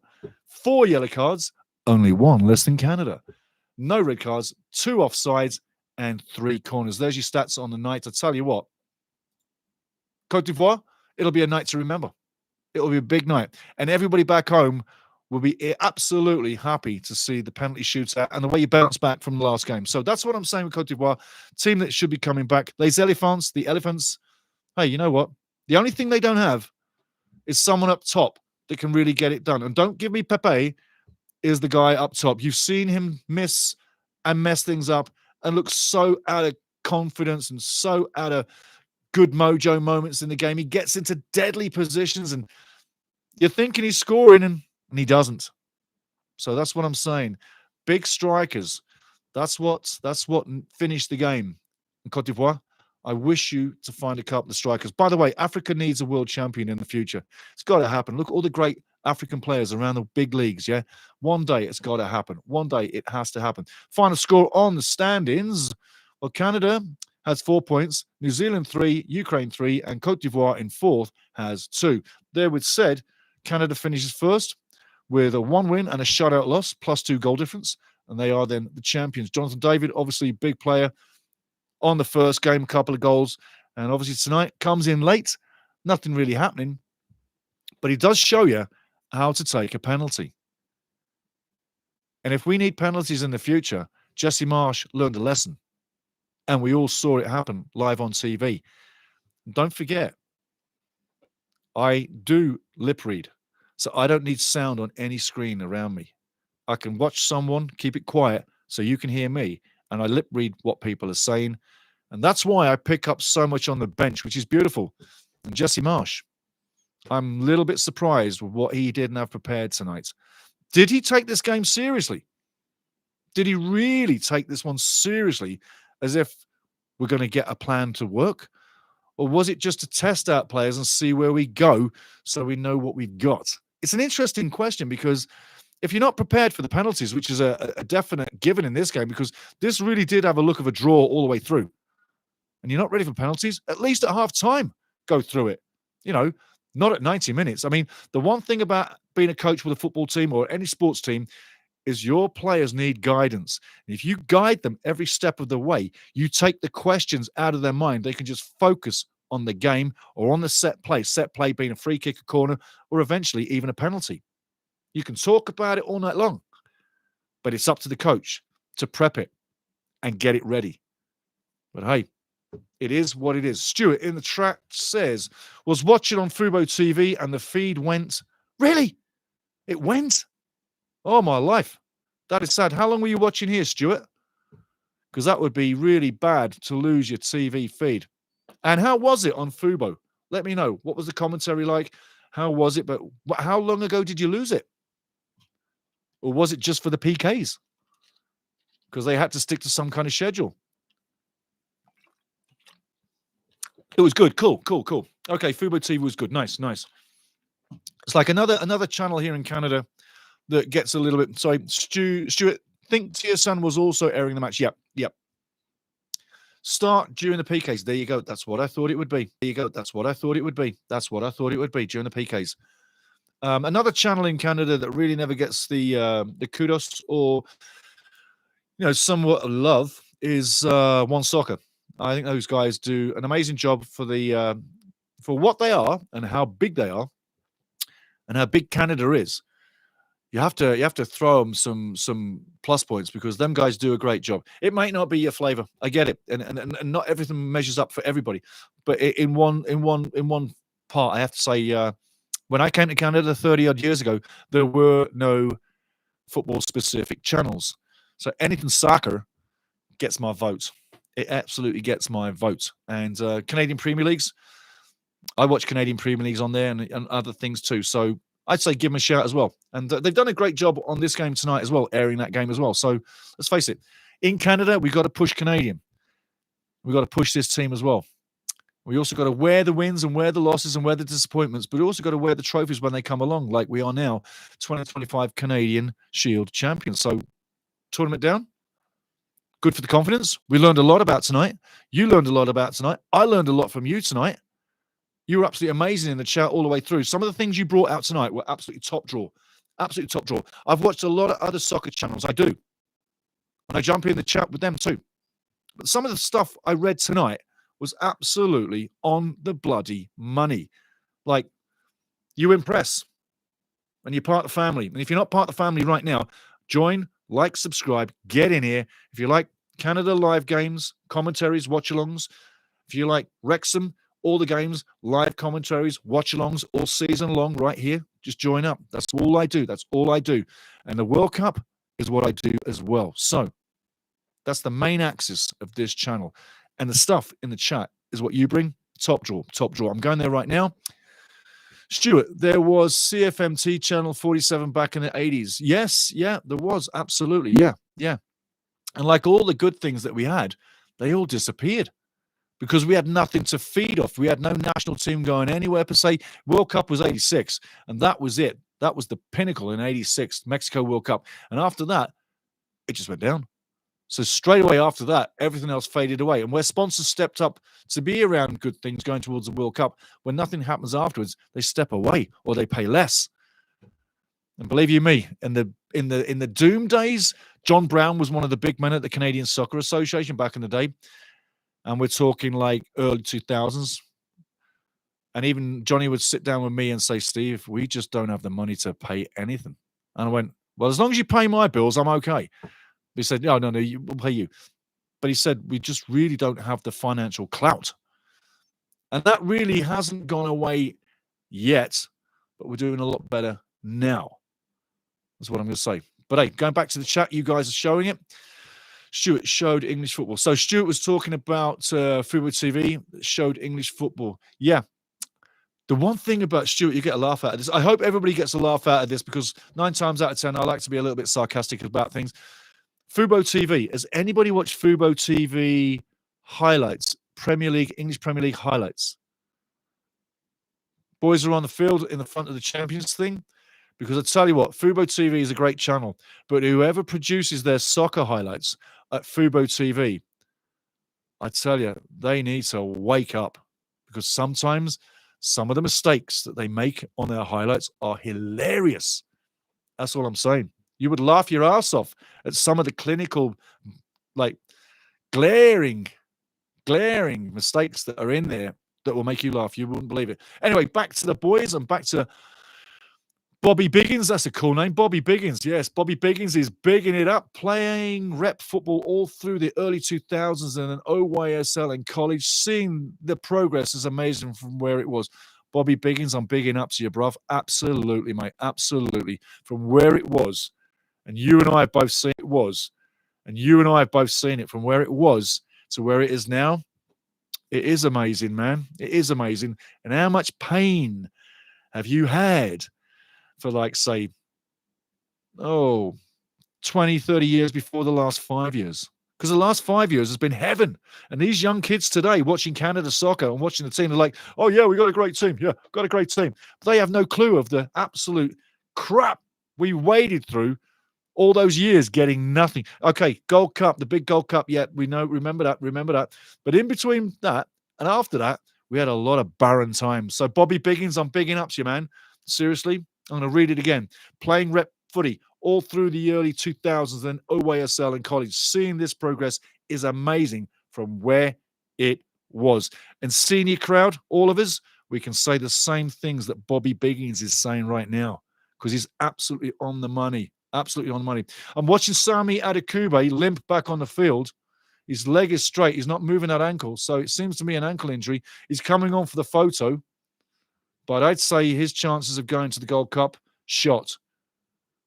In fact, when he was coming off the field, he was crying. And that's not nice to see. And it's, you know, I've stood next to Sammy a few times. And he's a lovely fella. And his younger brother, Elia, he's a lovely fella too. Both started at Calvary FC. That's where I got to see him, meet him, watch him play football, interview him. And Sammy's a lovely fella. But when he started crying, it was terrible to see him. I'm looking at the Canadian Shield, and I tell you what, that's a lovely looking trophy. Stuart says we need more teams in the CPL. We do. I believe we need to invest more in the West and invest some more in the East. I think we'd be better off with 2 conferences. Forget about all this stupid ass flying across the country. Local games, trickle down playoffs, an East and a West meets in the final, and whoever is the best team gets the home final game. So I'll say that again. Yes, we need more teams in the CPL, Canadian Premier League. And I love the Canadian Premier League. I do. I dreamt about it for years and it never happened. And now it's here for the last 6 years. It's heaven. I spend so much time at Calvary FC at games, and you'd believe it. Watch that video I just put up downstairs in the library. I go nuts at Cavalry games, and I know a lot of people there, and we have a lot of fun. But we're getting ready, and it's Di Rosario, Bobby Biggins, Di Rosario, a super guy. I love this guy. Met Dero, talked to Dero many times. He is down to earth. He's a superhero, but he is absolutely stink normal, lovely person. There's the trophy in Kyle Larin's hands. It's going to Stephen Eustachio. They're both going to throw it up in the air at the same time. Don't knock anybody's heads off, guy. Be careful. It's a big trophy. There you go. Champions, Canadian Shield 2025, Canada. Very well done. You know what? Before this, with Ukraine in the mix, yeah, Bobby Biggins, big up to you, mate. TFC legend. And he's also got the academy down there, Dero's Academy, Dero FC. I'll tell you what, icon, absolute icon. Trophy looks absolutely gorgeous in Stevie's hands. Kyle had it too. You know what? This is a positive finish to a build up to the Gold Cup. Negative finish with the penalties, but you know what? This is what it's about. It doesn't matter what happens from A to Z. It's what happens when you get out of the game. The trophy's ours. We keep it. We'll invite more teams in. And next time around, we'll have another good trophy. We've got more games coming. And everybody in that photo is happy. So are we. But win a trophy, win another. Remember that when we get to the Gold Cup. Win a trophy, win another. We've had a few scares and a few little anxious moments in the Canadian Shield. That'll stand us in good stead for the Gold Cup. The next 3 games are teams way lower in the rankings than Cote d'Ivoire, Ivory Coast. So take the positives. Bobby Biggins back at you.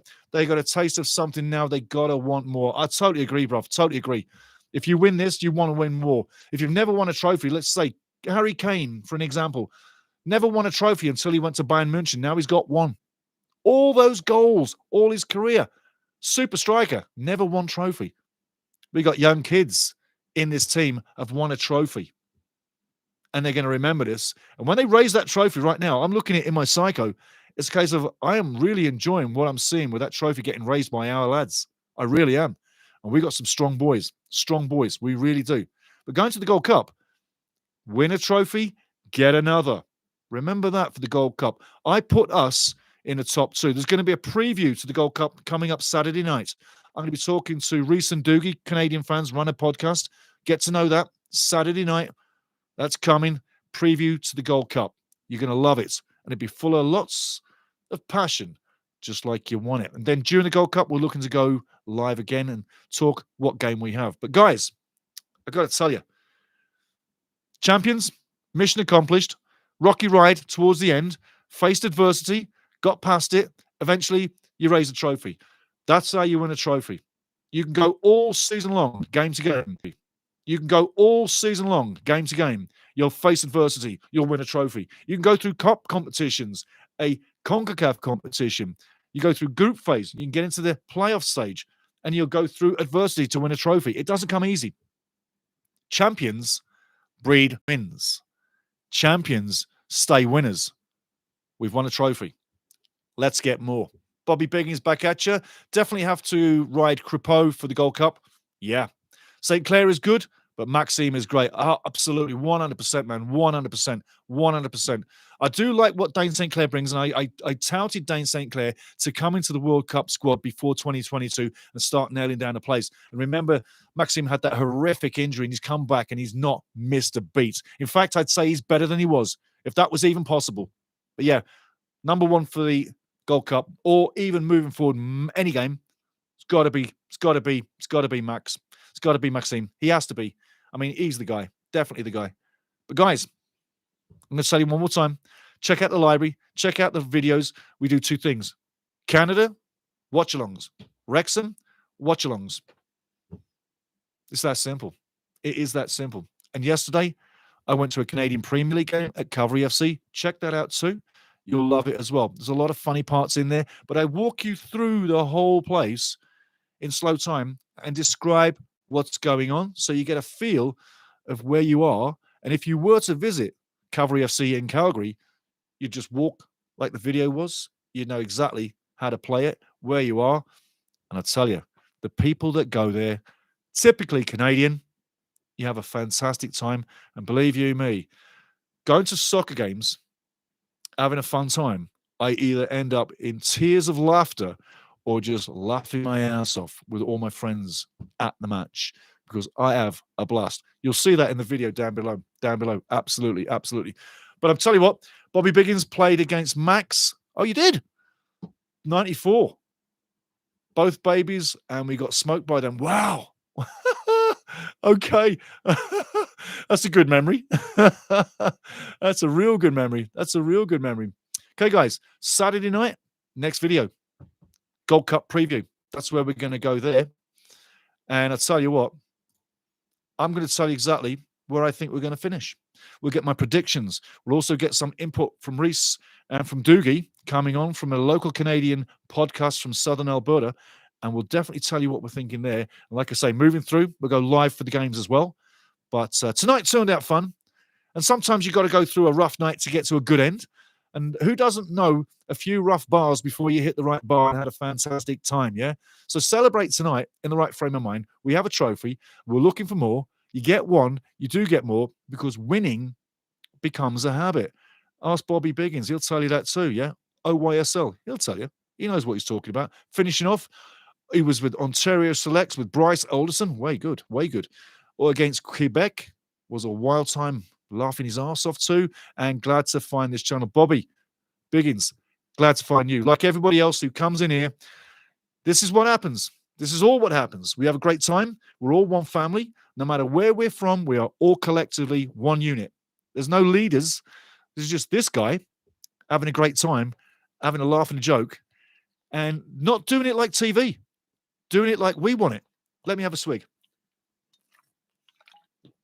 You can do it all night long like TV. I did. You'll never enjoy it. You know why? There's no freedom. Here, we have complete freedom to do what we want, act like we want, have fun, send lots of respect and love to each other, read each other's comments, which are phenomenal. And end of the day, you go home happy. You go home happy. If you don't like me, then I love you. I really love you to death. And if you do like me, I love you even more. But at the end of the day, if you come here, this is what you're going to get. And this is what you're going to get. And did you notice, and I'll say this to everybody, do you notice that I go close to the wire, but I don't need to F-bomb. I don't need to scream. I'm loud enough. I'm loud enough. You know that. but I don't need to scream. And like your commentator on the game, I'm going to leave you with this point because you'll crack up, you'll laugh your ass off. I go to the wire, I tickle, I titillise, but I don't drop the F-bombs. I don't get crude and rude because you don't need to. You just be yourself. We're all under one God, having a good time, watching the ball, having a fun time. Having a fun time is what I'm saying. But if you come to this, you're going to have fun. And if not, I want you to tell me down below why you didn't. And there's an email. I'm going to drop out right now. I'll drop this at the end of every watch along. My email may startle you. It shocks me at times. People say, how the hell did you get that? And I'm like, long time ago. Thank you, Bobby Biggins. You're an absolute legend too, my friend. I love what you've said so far, and I love you being here. Please come back for more and spread it to everybody you know. Get everybody in here because we're building this channel. Next year at the World Cup, we're going big again. We're going big again. We're going big again. Absolutely. But with this channel, we're all one. There's no big ones. It's just me, this guy, having a fun time, being the host, making sure everything stays good, getting the microphones, getting the cameras, getting the lights, get everything set up, and making sure everything's going good without having a heart attack. See, a lot of guys do this and they're like, worry face. They're like, there's no worry face here. There's never going to be one. Why? Because I don't have one. I'll give you this little story to end with, and it was why I've got no nerves. And number 40, the number 40 was what I was going to say. No nerves, Commonwealth Stadium. The number 40 was I was aiming to get over 2140 on subscribers today. So that's the 40. The story I'm going to leave you with before I shut down, so that you, Bobby Biggins, and everybody else in this family right now knows what I am, where I've been, what I'm about. I'll leave you with this. 2007 U20 World Cup in Canada was my first World Cup professionally. I announced 9 World Cup matches at that tournament. It wasn't the last World Cup I worked. It was my first tournament, right? I announced 9 matches at that World Cup tournament. Each game had different levels of fans, but on average, I would say there was anywhere from 37, 38,000 to about 34,000 on the games. So it was a good crowd. A guy came into the studio. His name was Craig Forrest. And that other fella, Jerry Dobson, your Sportsnet guys, lovely fellas. I'm doing my thing on the microphone, lighting up the stadium. Because like I do with this microphone, I don't talk quiet. I'm full of passion. And I'm really passionate to the mic. So Craig Forrest, Jerry Dobson are in my booth, Commonwealth Stadium. I got the whole field in view. The whole stadium's in view. The mic is talking to the crowd. And they said to me, after about 5 minutes of watching, because I wouldn't talk to them because I'm doing my thing, right? Not arrogance. I was just doing my thing, having fun, keeping the people occupied. And like back then, it was a game between a European team and an African nation.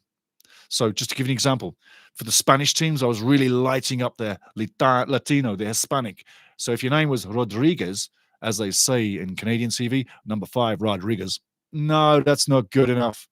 I'd say, number 5, Rodriguez, and give it some. Yeah? And likewise for the African teams, okay? Just to give you an example, Canadian commentators, they'd say, number 62, Bueno. And I'm like, no, not good enough. And I'd be like, number 62, Bueno, and get the name right. And then Craig Forrest, Jerry Dobson, they turn around once I got a break, and they're saying, do you have any nerves? I'm like, nerves? Nerves? No, none at all. They're like, man, you just keep going. He goes, you don't miss a beat. He goes, wow. And I was well touched. That those guys would say it. Straight in my break, you're not going to believe this. I walked down the road, and if you're an African football lover, then Yevgeny Yakubu would say everything to you. And I spent 2 minutes, no more than that, talking to him. And then I said to Mr. Yakubu, I said, Yevgeny, I said, I got to run back to the mic. I'm on the other side of the building, like down here. I said, I got to get back in and start the second half. He goes, oh, you're talking in the game. I'm like, yeah. He goes, oh, it's very good. And I'm running back. And that's the story I'll leave you with. And why I share that is because everything in between here in Canada, I've been right by it. So I've seen the ups and the downs. I've seen the growth. I've seen the death of football. I've seen the rebirth of football here in Canada. And it's what I'm in love with. It's what I'm in love with. So get ready for more commentary coming through. Get ready to be part of the family. And remember, we are all one. And you got to watch that video that I shot at Cavalry FC yesterday. Because as I close that down before I get out the ground, you're going to see me talking to a man called Danilo. You need to listen what I talked about and what I said to Danilo, because it'll fill your heart with warmth and it'll really show you who I am when I get outside the studio at a live football match, when I let my hair down. And as you can see, there's not much. There's just enough. But I really have a fun time. So thanks again, everybody. It's been absolutely heaven, heaven, heaven. I've loved every minute of you. Thanks for chucking in, Bobby Biggins. It's been great to you, mate. Got my pint ready to watch it. Loving it, mate. Loving it. What are you drinking? Guinness? Let me know before I go. What are you drinking, Bobby Biggins? What's in your glass? Got my pint ready, he says. Absolutely got my pint ready. Let me know what you're doing before we shut this down, because I'll tell you what, I would be doing a rum and a Coke if I'm not going for the glasses. And if I'm doing a pint, I'm doing a pint of Guinness. Oh, yeah. Pint of Guinness. It agrees with me so well. But like I say, if I'm not doing the heavy stuff, I'll go for a rum and Coke. And here's the thing. You can supply me with the most expensive rum in the world and it won't change the day. It won't change the day. You can bring me the most simplest rum with Coke. Not Coke, Pepsi. No Coke, Pepsi. But Captain Morgan. The cheapest of the cheap. But it agrees with me. And that's what I'm saying. So, Bobby Biggins, what are you drinking? Or have you gone already, mate? He's got his pint ready to watch it. I'm going to give it another minute. Well, all I'm going to say is this. It's been a blast. It always is a blast. If you've had fun today, have fun some more. I said I was going to leave you. Oh, there you go. He's a man in my own heart. He's a man in my own heart. Bobby Biggins says, I have rum and Coke here. There you go, mate. There you go. I tell you what, between everybody having fun, rum and Coke, it just does it to me. It sets me in a good place, but don't ever ply me whiskey. Don't ever give me whiskey. I can't stand whiskey. Can't do it. Just can't do it. Never could. Never would. It's not good for me.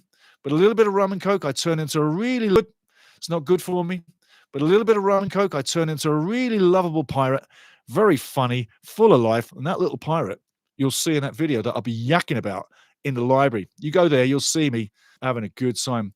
Yeah, whiskey is a wild time. Oh, yeah. Oh, no doubt about it, man. No doubt about it. Sick or fighting? Yes. Yeah, it makes me sick. Makes me sick. Vile. Makes me, I can't take it. And I find they're so similar when you look at them. But no, I'm a rum and Coke guy. But Pepsi, not Coke, but Pepsi. Yeah, funny. Anyway. Been a blast. I've loved every minute of it, guys. I really have. And I've loved meeting you. I really have.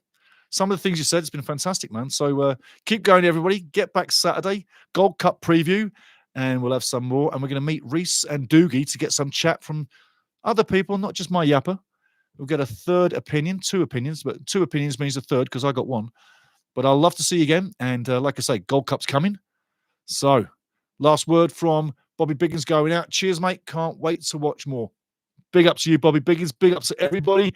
Hey, everybody, stay safe. Keep your glass filled. Stay happy. I'll see you soon. Much love. It's been awesome again. Thank you.